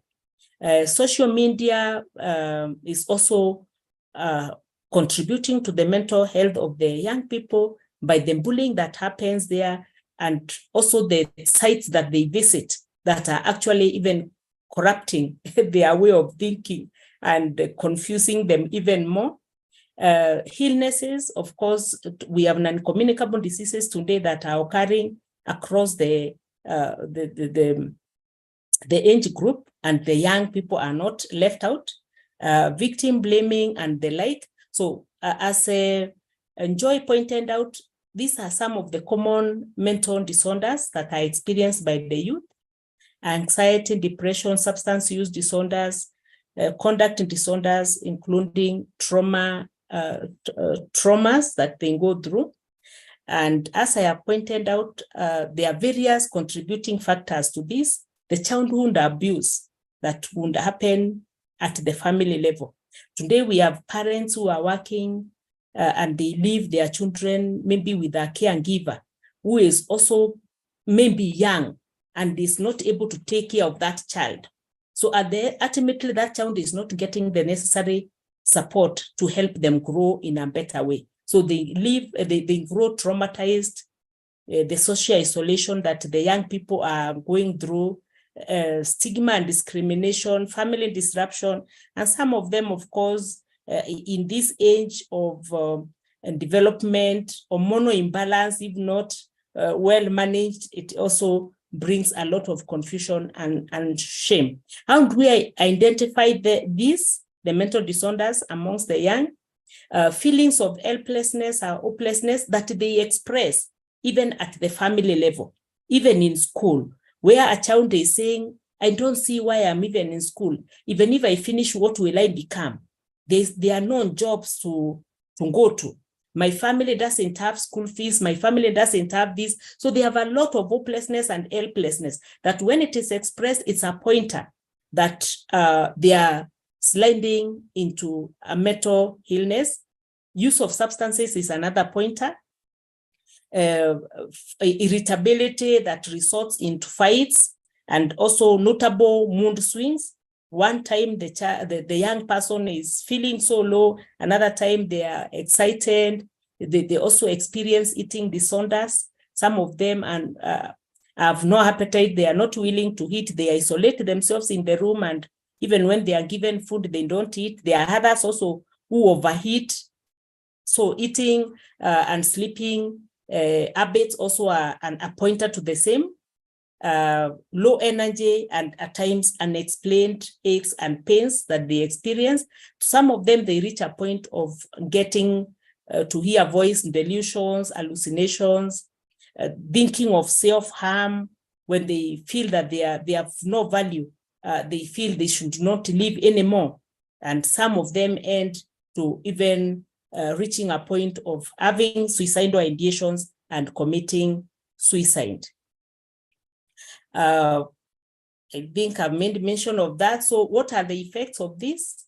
It affects their education, affects their career growth, and again, fuels further the mental challenges. Because with a low education, if they don't go on to school and finish, then they will not even get the employment that they need for them to be able to live a comfortable life. So it really is a spiral of things. They get involved in crimes, increased disease burden to the family, to the community, and unwarranted deaths.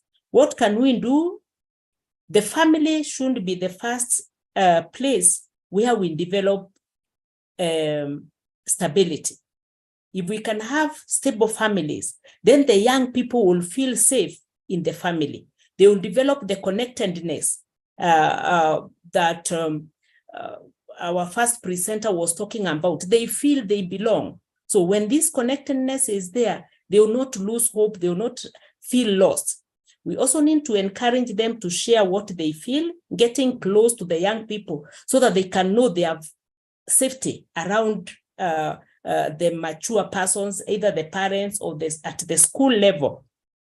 We need to be able to support them, help them work through the conflicts that they experience, either by virtue of the developmental stages that they are in, even the relationships that they are trying to form, and as well as model self-care as adults. And what can a young person do to improve their mental health? They need to keep active, be able to at least have better behavior, like eating habits, sleeping habits, get regular to exercise.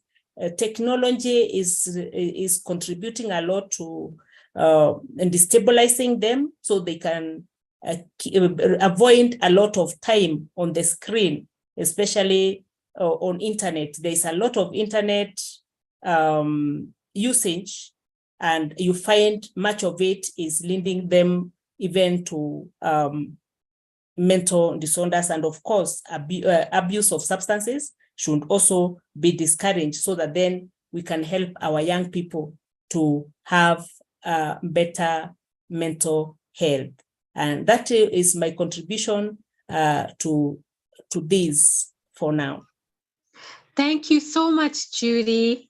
I'm so glad you brought up the internet point, because it is a very real and living, I was going to say beast. It's a living creature in every household currently. And that is the question of screen time.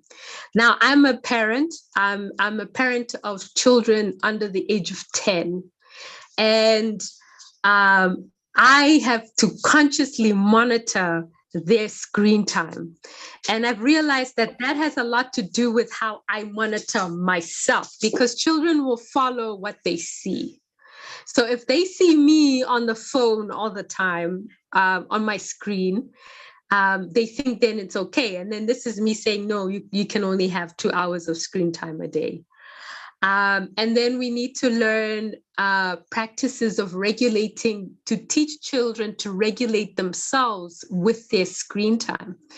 But everyone is so obsessed. The whole world is obsessed with what's going on with social media. I mean, especially TikTok, it's so popular. So I thank you for bringing that up. That is a major contribution, I also believe, and I agree with you when it comes to mental health in the youth, as well as adults. Like we were talking about with the lovely Judy Ryan comparison, being the killer of spirits. So if you're not an Instagram model, you suddenly feel like you're less than. Right? Because obviously maybe your partner, or you see men looking at those women in a certain way. Thank you, Timothy. Fake lifestyle. So people can create this lifestyle that everybody wants to emulate, which just brings me, it's like the 80s with the supermodels and the photoshopping, where we had suddenly body dysmorphia because we were comparing ourselves to supermodels who were actually photoshopped in magazines. So this time it's now social media aspect. But to come to a question, which is about substance abuse particularly, and I will admit I am a recovering alcoholic myself. Now, women, your experience of substance abuse and the way women use it, is it because they have unresolved trauma issues? Is it because of the depression? And how prevalent is it for a woman to admit that she has a substance abuse problem?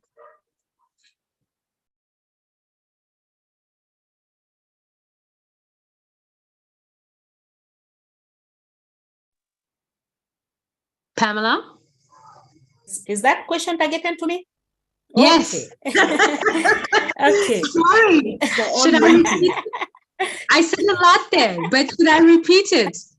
I was asking about substance abuse and women. How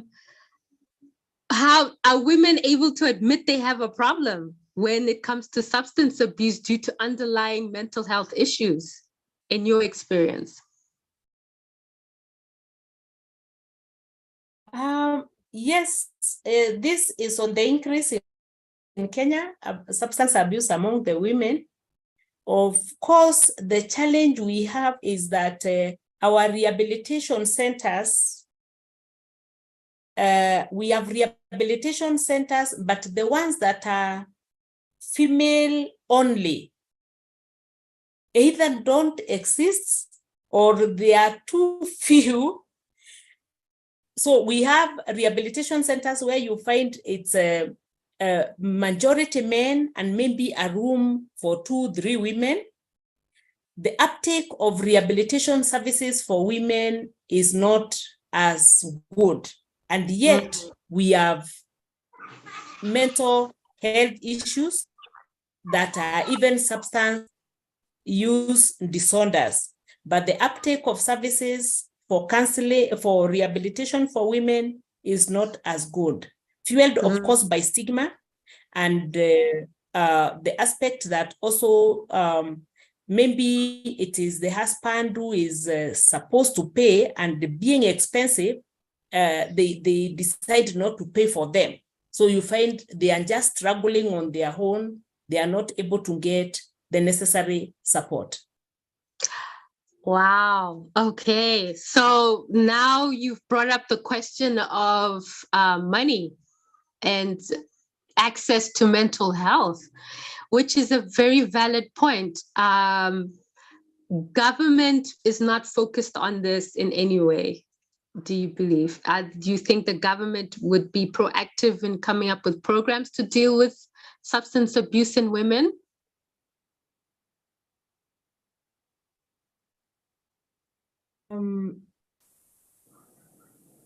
Yes, government is, because programs are there that are family-based programs. There is the agency that coordinates substance use prevention called NACANDA. It programs for all populations, families, school-based, community-based. But of course, we have rehabs that most of them are privately owned. So it's I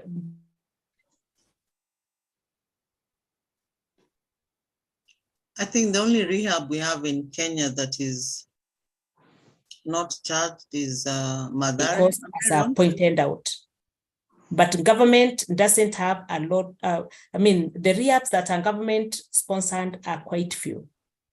Yeah. Yeah, I think here in Botswana, our rehab is everyone is mixed in. You know what I mean? Really? If you're schizophrenic, you get in. If bipolar, you get in. If you have an alcohol problem, you get in. If you are addicted to crack, you're in. So it's all in one facility, in one thing. It's not properly managed. And the regulation for private facilities is still not in place, I feel. On that note, I'd like to hear about different rehabs. Nancy, I don't know if Julie is able to speak, but Laura is also here. Is she still here? I'd like to hear about different rehabs. Nancy, as usual, you're muted.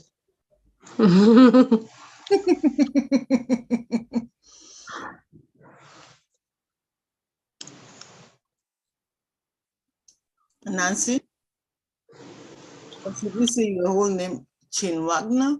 What did you say? Thank I'm you. sorry. Someone else is talking to me. Oh, sorry. I was asking, would like to hear more from different regions about the rehab facilities in their countries. Yeah. Like the US. Well, obviously the US has a lot going on and stuff, and they do have the hotlines, just like Joy was mentioning earlier, for different levels. They also have a lot of rehabilitation area for people who have abuse in drugs and everything. But you know, everyone needs to work together, and that's how it makes it more helping others, because even some of the parents, because I'm a Rotarian, so they had speakers just couple of months ago, and one lady, she said, you know, she showed pictures of her daughter, and you wouldn't think, but just looking at them, that they had a problem and stuff. But a lot of the things that what Pamela was saying, it holds true. I mean, we just see this, but we don't know what's going up on here. And so they need a place to be able to talk about different things. And what Joy was mentioning with her 24-hour hotline and stuff like that, we have a lot of hotlines, but it's also trying to get those hotlines outside for others to know who to call. And I just happened to write to Joy, and Joy says, well, she's got the media behind her. They get things, and they actually have the phone numbers to where to call and stuff for, you know, in the media, in the newspapers and TV shows and things like that. So as long as that kind of media is out there all the time, marketing, then you're able to have people that are in situations to call up. And I think they will call better because they don't know what they look like, right? So they feel probably a little bit more comfortable. I mean, maybe Pamela can address that, or Joy, that more people will probably lean towards calling first before they go into a police station and things like that, face to face. Because I think one of the issues is from what I heard from this other lady here, and I'm in the United States, in Nevada right now, but I was in Boulder, Colorado for a long time. So they have a lot of different mental health institutions and things like that for abuse of drugs, abuse of domestic violence, and they have different organizations. I mean, thousands of them. The thing is I think what Pamela was mentioning earlier in her presentation was actually reaching out to the people and have them call, because you can't push them to call. They have to feel that they need to call and talk to someone, because there's so many people, like that lady I was telling you about, the daughter, she eventually committed suicide. So the thing is to try to catch the young people early and say there is a safe place to talk to them, whether it's drugs or whether it's abuse or, you know, domestic violence and things like that. We need to try to reach them out much quicker and stop that, because it's too much. And I think Mapo did that, and which I printed, was the map on depression and everything. I mean, Greece, of all places, like one of the top ones. I would never thought Greece. And so there's a lot of information that most of us don't have. And that's why I like SOTG and Twin, because we have so many people here to learn from.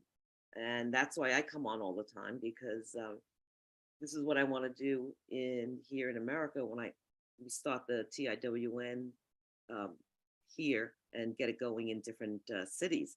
So, and it's going to help, because there's too many young people, which Pamela said, and Joy said, you know, it's increasing the numbers. And I don't remember having all those thoughts. And that's just me, but that was like way back. But I don't know, it just seems like it's getting more and more. And I understand what Pamela said, the peer pressures and things like that, and all the lists that she has there.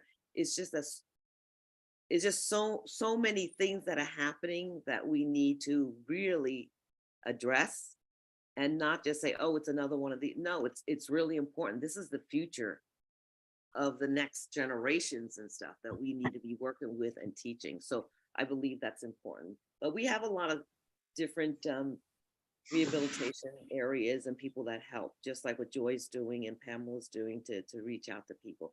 And hopefully there's like more people that are doing that more often. Thank you, Nancy. Community. Thanks, Mafo. Thank you. Julia, are you there? Would you like to share? Would love to hear your voice, even if you're just saying hello.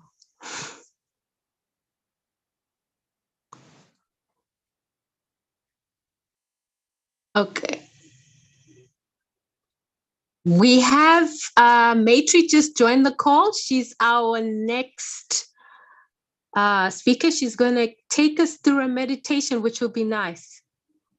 Oh. Yeah, Julia, she's definitely still in the call. I want different regions to share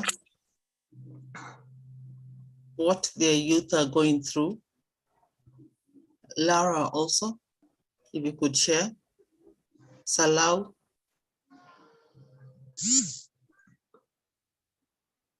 Even Justina, if you'd like to share, that's not a problem as well.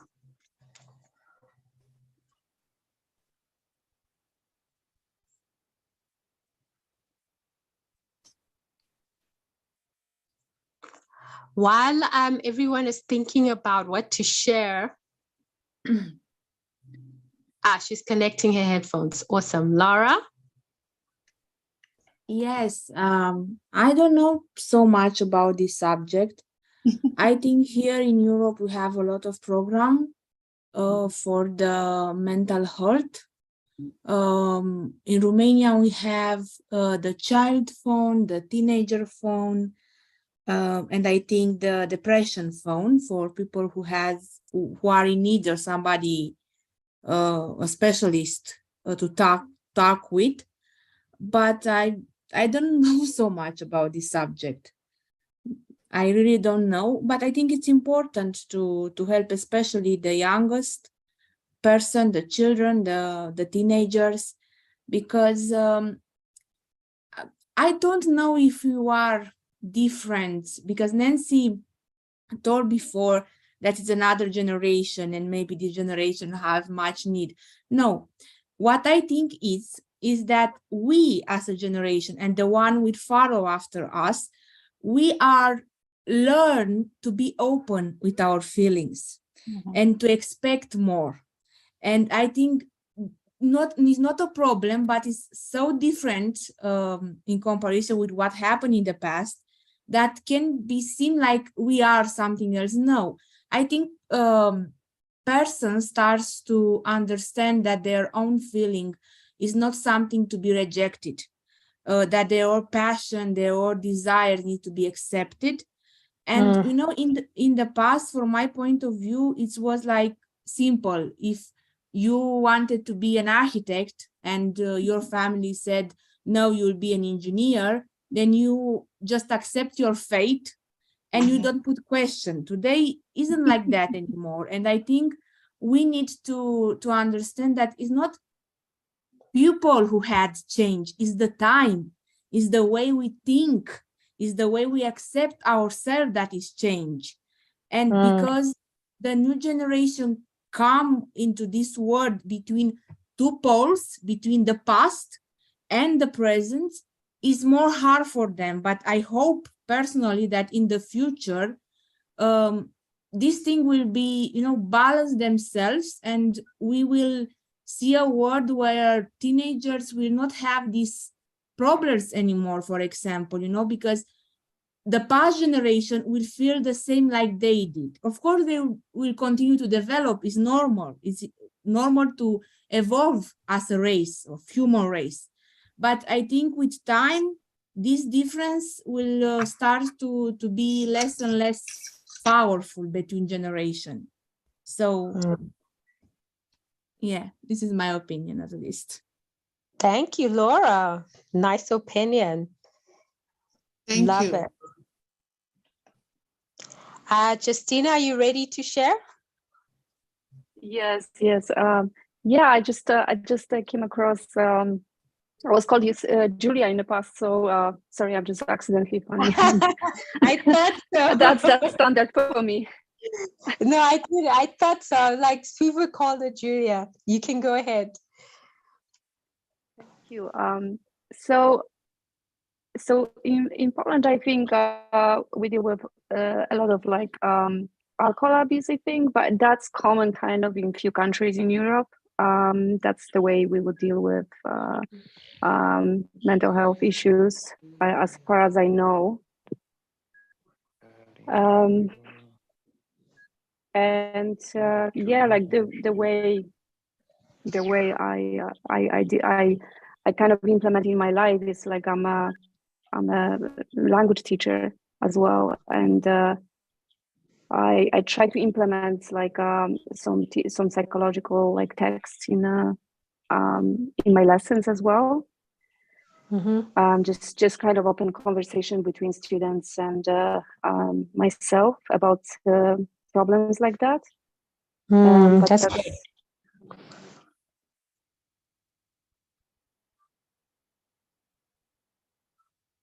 That's great, Justina.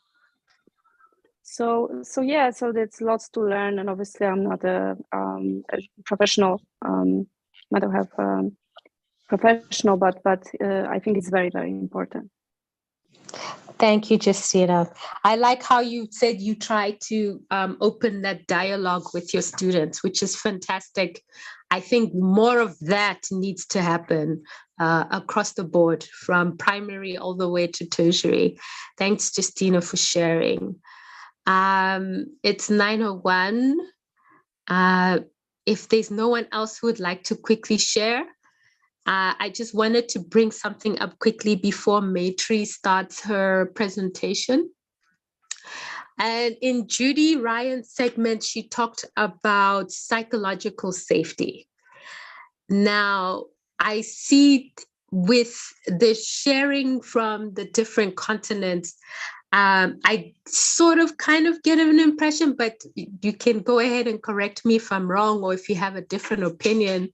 But like being women of color and in Africa, our psychological safety is not where it should be, especially for women, as she was talking about inferiority complex.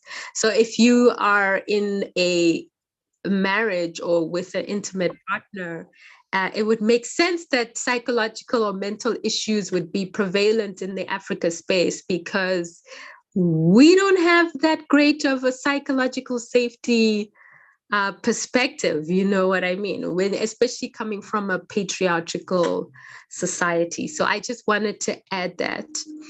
Maitri is going to take us through a meditation and a presentation. Thank you, Maitri, for joining us. Yeah, happy to be here.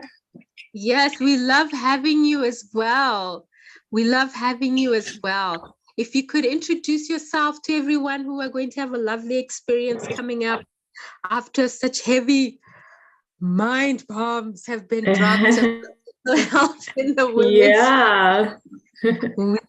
We love to have you. You can take the floor, Maitri.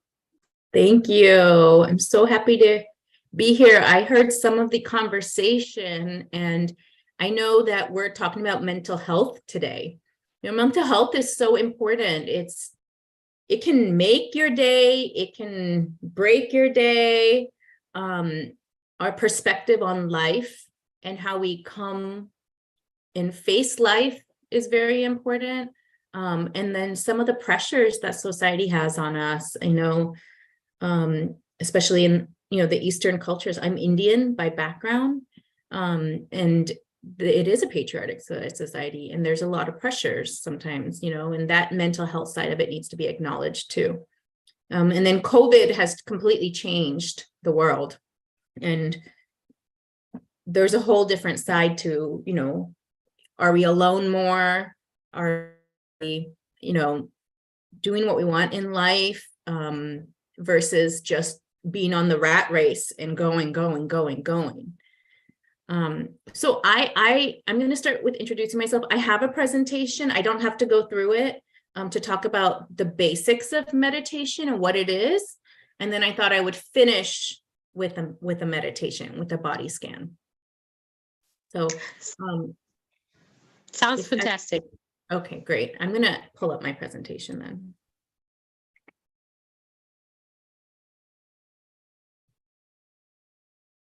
Okay. Oh, there we go. Can you see that okay? Yes, we can. Okay, great. So my name is Maitri. I am a healthcare professional. The past 20 years, I've been in the hospital setting, running health centers from a quality management perspective. And then during that, what happened in my life, at least, was I became really stressed out. The hospital world is very stressful. I think a lot of parts of the world are very stressful. And I broke down. I had a mental health kind of breakdown. And I sat down in my office, I shut the door, and I just had to breathe. And all of a sudden my body went into like panic mode. I said, something needs to change, right? Because sometimes our bodies know before we do that there's something wrong. And so that was, for me, that was a wake-up call. So I had to change some things, and I actually ended up leaving that job and, you know, not working, without another job. And I stayed home.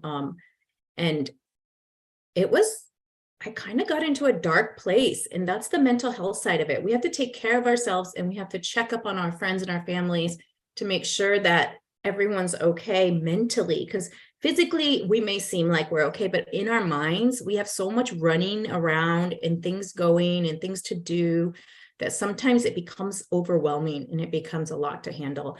And so thought that I would talk about what meditation is, and then do a body scan with this team. So I'm going to start out with asking you guys a question.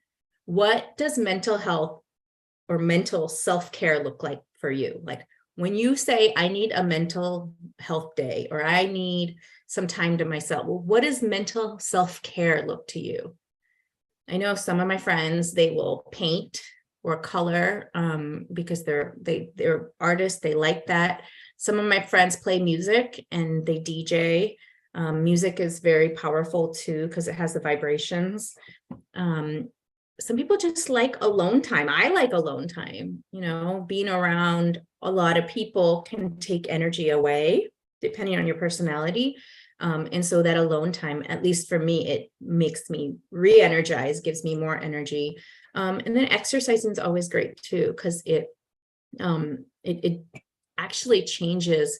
You know, you can feel that you have more energy, but from a scientific perspective, it actually, you know, helps with more adrenaline and helps balance some of those hormones and some of those, hormones inside of us.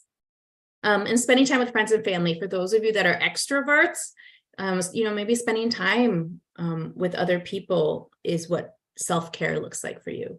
Does anyone want to share what mental self-care looks like in your life? No? Okay. Well, that gives you an idea of what it looks like in my life. So a couple things as we get started. If meditation is new to you, just keep in mind to stay curious. It is a new topic for a lot of people, and there's a lot of science that has caught up. And so there's some, you know, science that behind it, and I can talk you through some of that science.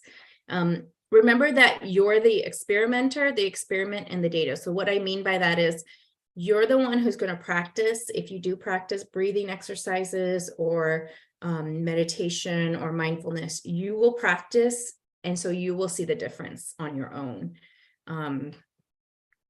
You know, you'll be able to see the day-to-day difference if you do practice on a daily basis. The third is to be patient. This takes time, you know, like any skill set. If you're playing an instrument or a sport, it takes time. You will maybe feel the effects after our meditation, but there's still long-term benefits. Take time when you do this daily. And the last one is sitting in the silence. Sometimes sitting in silence is hard.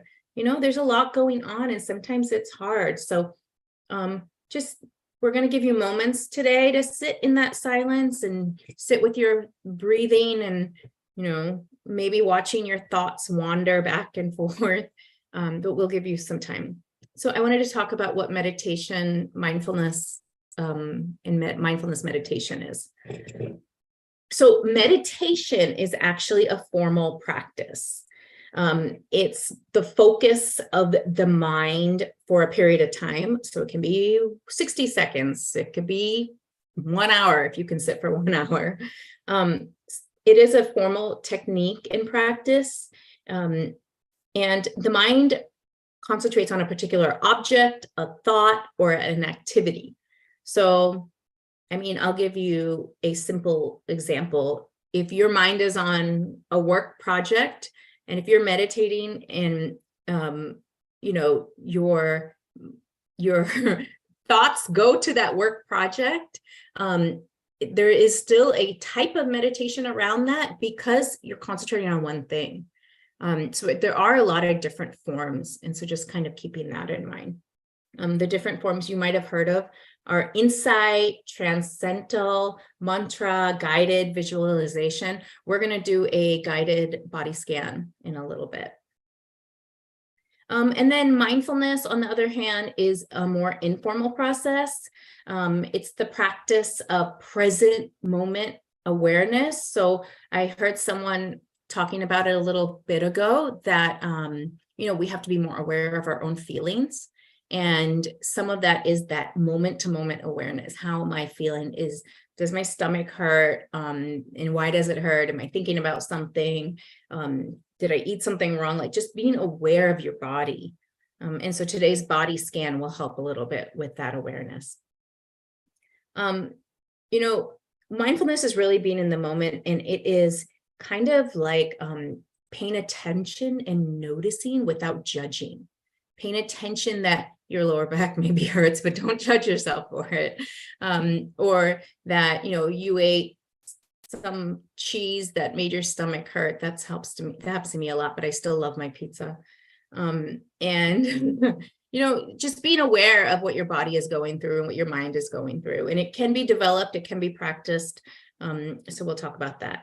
And then mindful meditation is a formal practice, and it's focusing on the observing. So if you're thinking about that work project, just focusing on how your mind wanders from subject to subject in your head, or thinking about what you're going to have for dinner. And there are evidence-based benefits to this that, different organizations have proven through studies in science.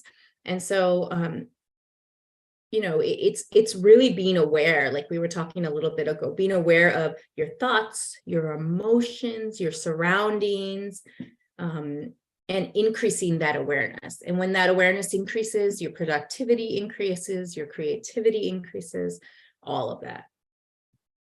So that's a quick overview of what meditation, mindfulness, and mindfulness meditation is. Now, I'm looking at the time. Should we do a body scan? Should we start with the actual meditation? Yeah, maybe we should do that. Okay, just one moment. Okay, I welcome you to get into a comfortable position. You could be standing up, you could be sitting down, maybe laying on the floor. Just kind of keep your back straight, but not too straight, just comfortable. Let's take a deep breath in through the nose and out through the mouth. Let's do that one more time. In through the nose and out through the mouth. Now lift your shoulders up to your ears and pull them back, and just relax your muscles. Maybe move your head from one side to the other side, back and front, and just get comfortable. I welcome you to close your eyes. You can gaze downwards or keep them open, whatever you would like to do, whatever you're comfortable with. Remember that my facilitating is only a recommendation. If you feel like you need to move around or change positions, you do what you need to do. In this meditation, we will move awareness systematically throughout the body. Notice what's present for you, moment to moment, and bringing curiosity and an acceptance to whatever you find.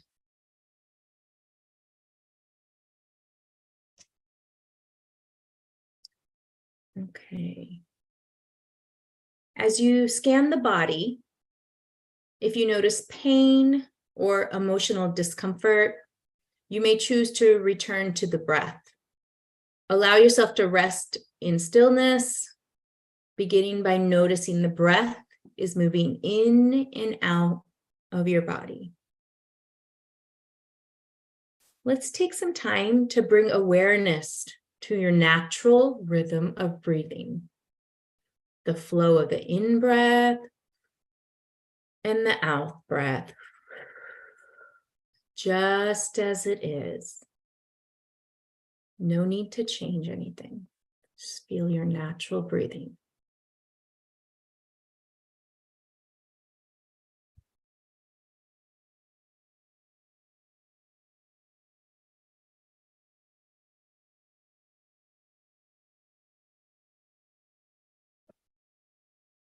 Now, let's bring our attention to the feet, exploring the sensations in the toes, the soles of the feet, and the top of the feet. Become aware of any sensations or feelings in the feet. And meet your feet with kindness and curiosity as you connect with the body.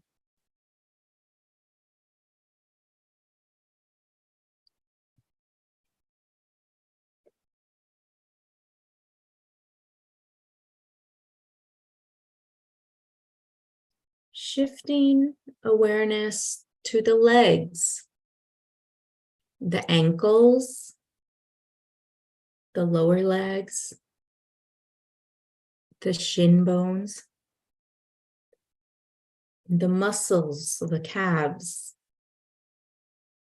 Noticing what there is to discover in the legs. How do they feel? Do you feel pain? Are your muscles tense or are they relaxed? Feel the sensations.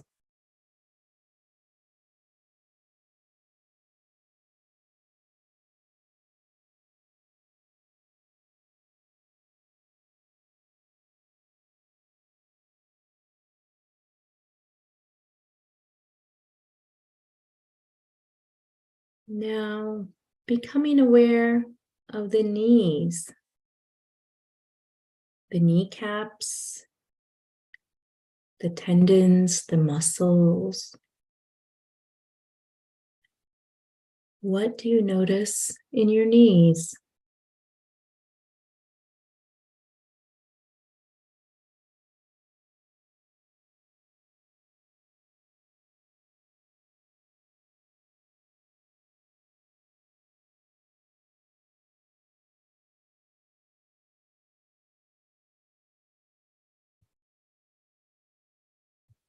And bringing attention to your thighs, maybe feeling the chair that you're sitting on or the floor that you're laying on.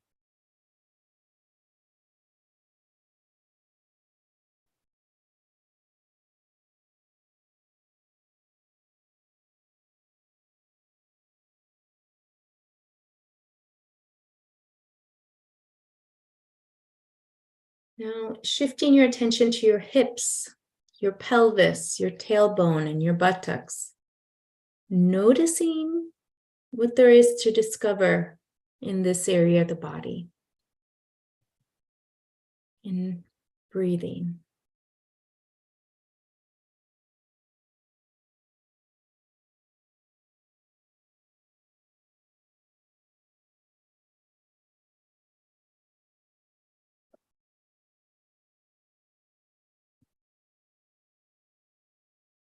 Bringing awareness to the back, the lower back,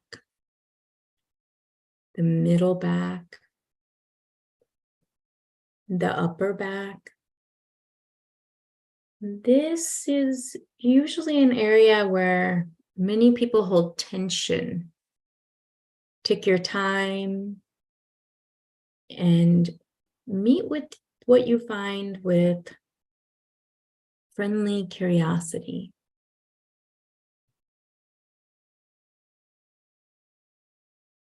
How does your back feel?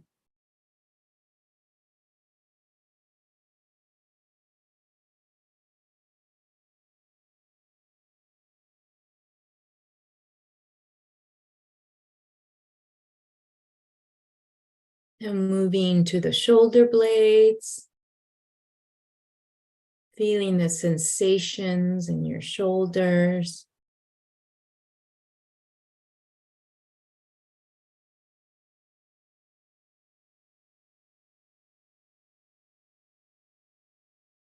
Breathing attention to your abdomen, your stomach area, and the ribs.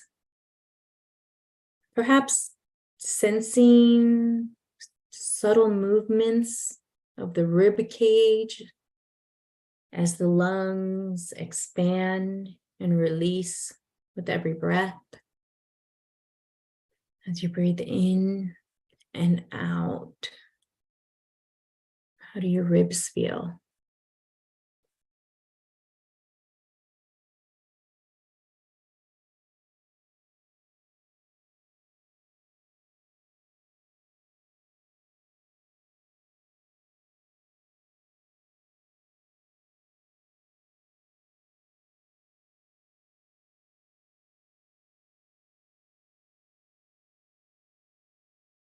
Now exploring the area of the heart and the chest and the sternum and the collarbones right up here. What do you feel here? What do you feel in your heart? Let's take a moment and breathe into our heart.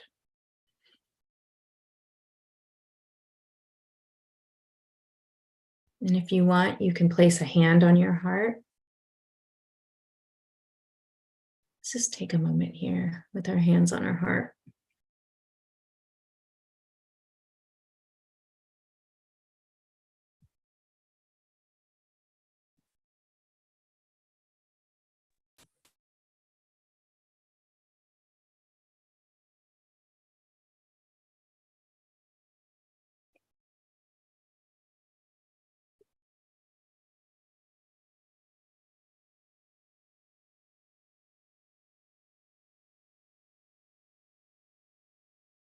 Moving your attention from the heart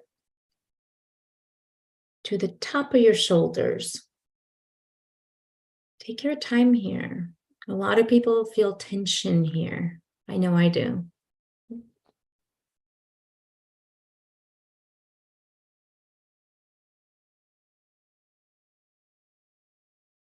Now moving to the arms.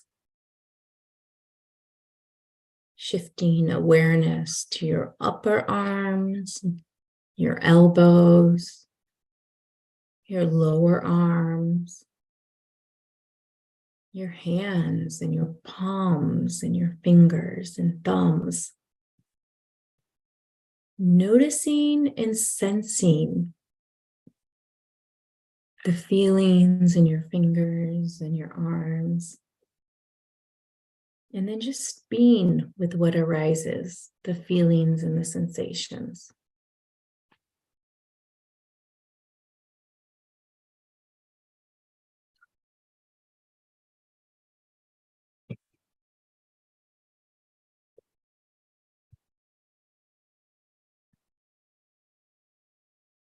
Now, moving to the neck, the front of the neck and the throat, the back of the neck and the sides of the neck. Noticing any tension or tightness.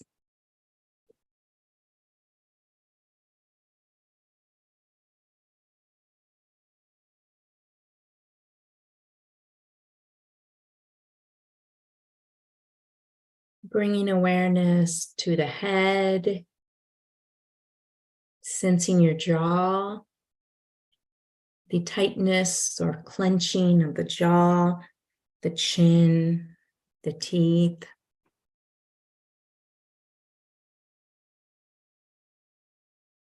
No need to change anything, just notice it.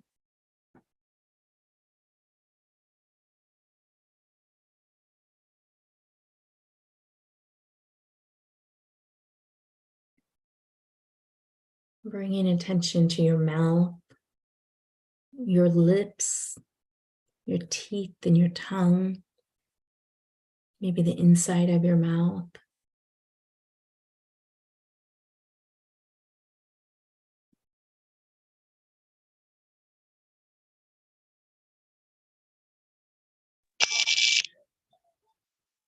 Bringing attention to your nose, perhaps sensing the stream of the air flowing in and out of your nostrils.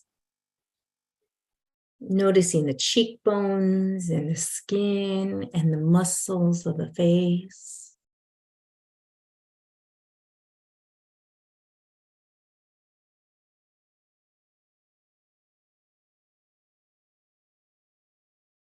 Bring attention to your ears, the ability to hear in this very moment. Maybe they're cold, maybe they're warm.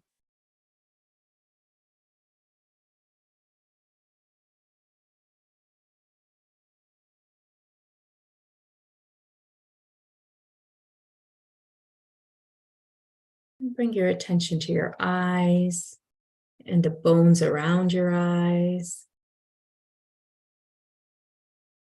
Awareness of the forehead, from one temple to another temple.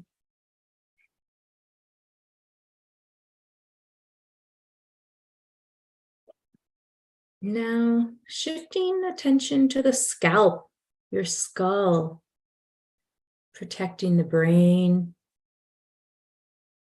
the sides of the head, the back of the head, and the crown of the head.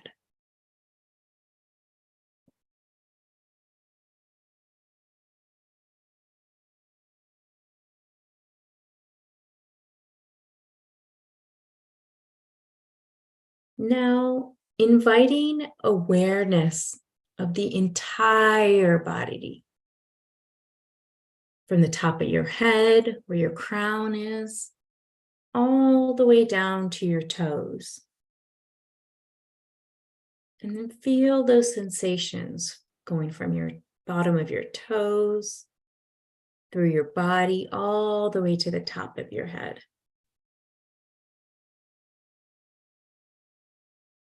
Resting in the awareness of your connection to your body. Let's just breathe into that connection to our body. Feel the energy flowing from the toes to the head, to the head to the toes.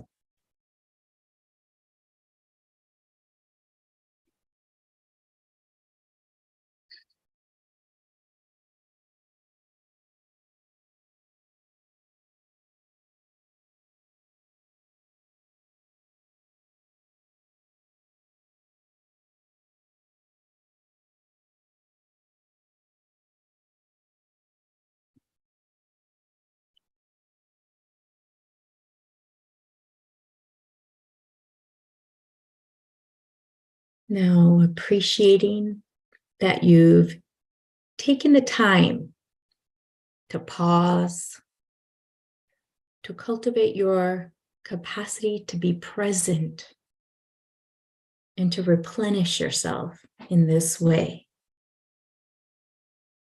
Present with your body, present with your thoughts, everything that may be running through your head.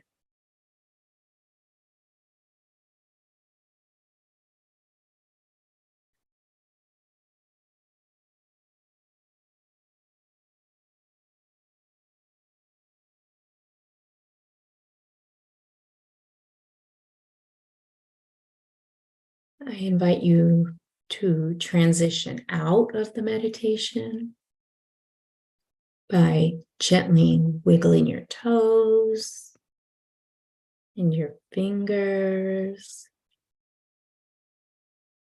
When you're ready, opening your eyes or keeping them closed. May you give your body the compassion it needs throughout the day. Best wishes, everyone. Let's just sit in the silence. We can just sit in the silence right now.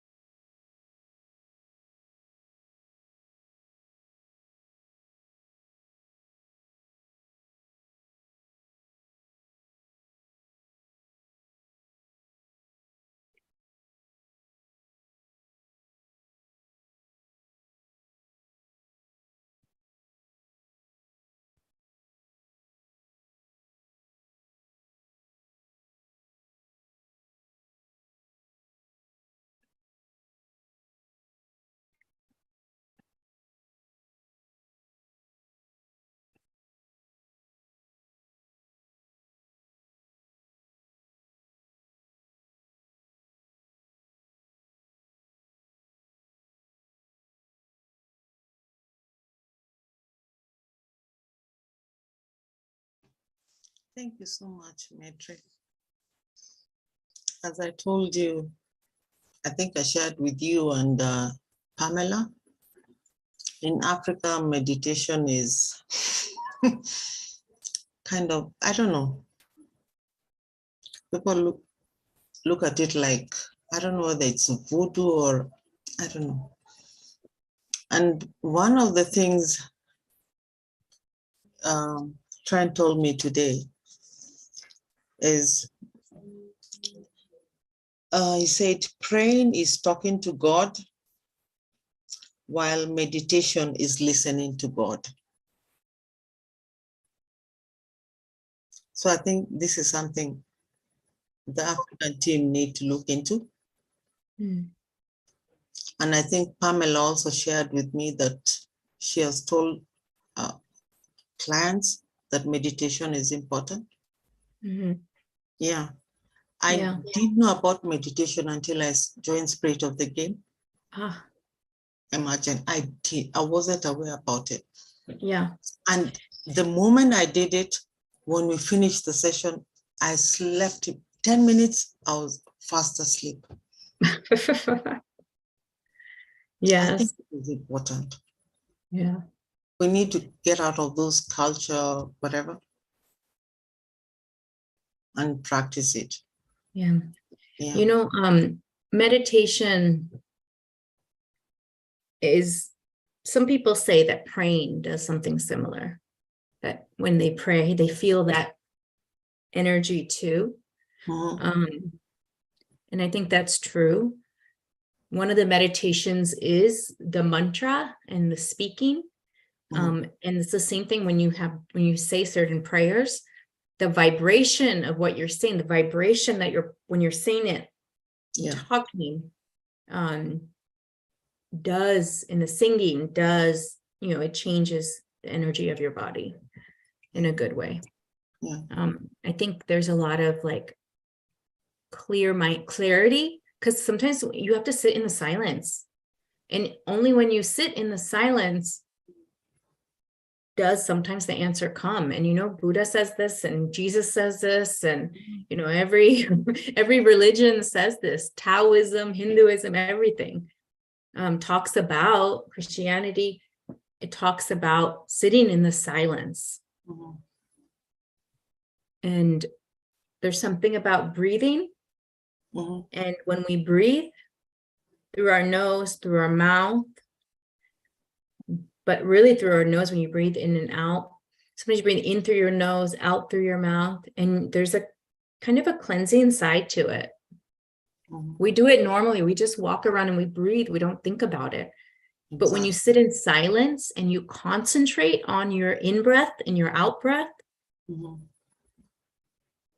it just gives you more, helps you stay more present with how your body is. So I say everyone should just start with the sensations and the feelings in their body. Mm. when you sit in silence. You don't have to chant, you don't have to say any God's name, you don't have, just sit with your own body in silence and breathe. Yeah. And then your mind will wander. Oh my God, what am I going to do for dinner? What am I going to do tomorrow? I have to do this. I have to. And then your mind goes, woo, woo, woo. And then whenever you notice it, you notice that your mind is going, because it may go for 10 minutes. You just thinking about something else. When you notice it, bring it back to your breath. Wow, that is awesome. Pamela, do you want to share anything, or anyone else in the? Any questions? And by the way, I keep wondering why I shared. I should have claimed that saying, praying is talking to God, but it's all good. It's all Someone good. had a question?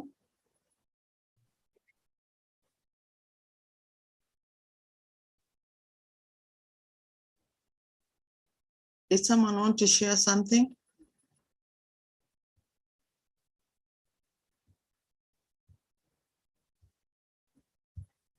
Just wanted to confirm truly that Olive meditation works. I have had clients who, when I recommended for the same and yoga, they come back saying they feel at peace. Oh, you do yoga, Pamela? Personally, I have not done, but I have recommended a client. Oh, okay. All right. Yeah, and they said they feel at peace after meditation and yoga. Okay. That is good. Well, and so from a science perspective, meditation and mindfulness and exercising, yoga, it increases certain hormones, in certain within your body. And they're like happy hormones, like the serotonin and the dopamine, and these happy hormones that makes your body feel happy. And that's the peace that comes with it. That peaceness comes in. It's because what it does and what the science has shown now is that when you're meditating, it fires neurons in your brain. And what we've learned is you can change the way that your brain neurons fire through this type of practice. And it really, it does create a sense of peacefulness and a clarity, like life feels clear a little bit more, So what is someone had said, either do it in the morning or before you sleep, or should it be twice a day? Yeah. So I say you do it whenever you have time to do it, because time is always a problem, right? But if you want to start a practice, then the best way to do it is do 10 minutes when you wake up in the morning and then 10 minutes in the evening. Start with that. Even 10 minutes will seem hard at first. So do it for 60 seconds if you can only do it for 60 seconds. Wow. 60. Put a timer on for 60 seconds and just close your eyes and breathe. Interesting. And then you'll want more than that. And then you do 2 minutes and then you do 5 minutes. Wow, interesting. Yeah, but even that small amount of time does affect a person and does get like those brain neurons to fire.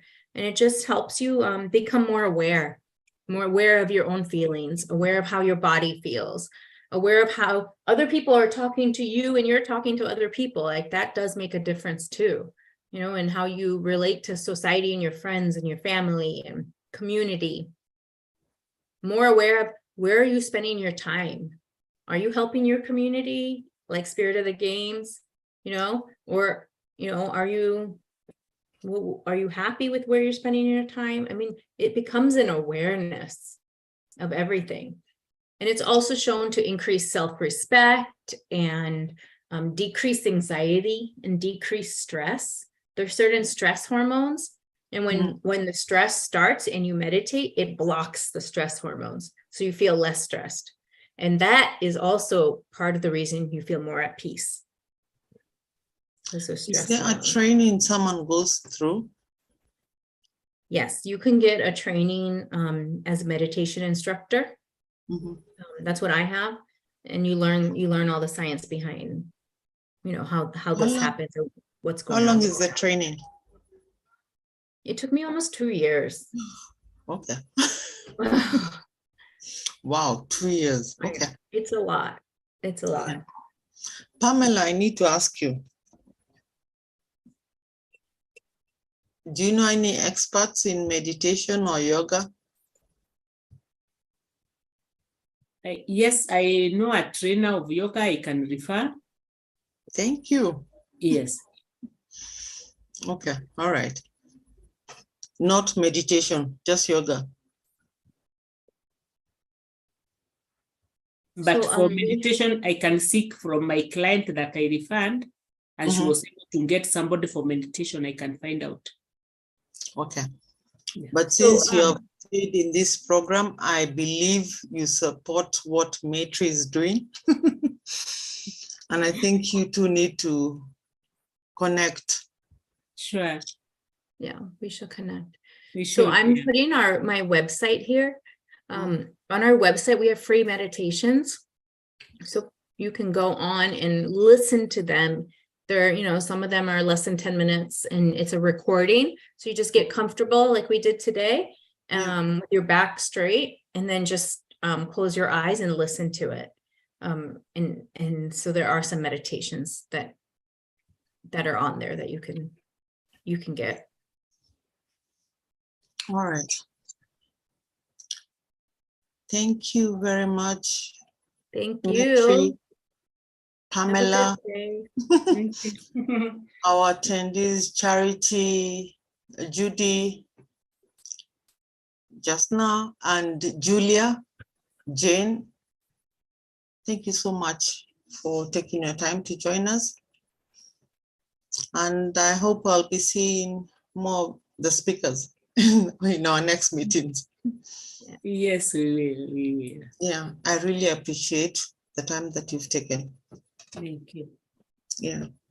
Thank you for the Unless invitation. anyone has any other questions, sorry, before. Thank you, Olive. Good job. Oh, thank you so much, Maitri. Any questions?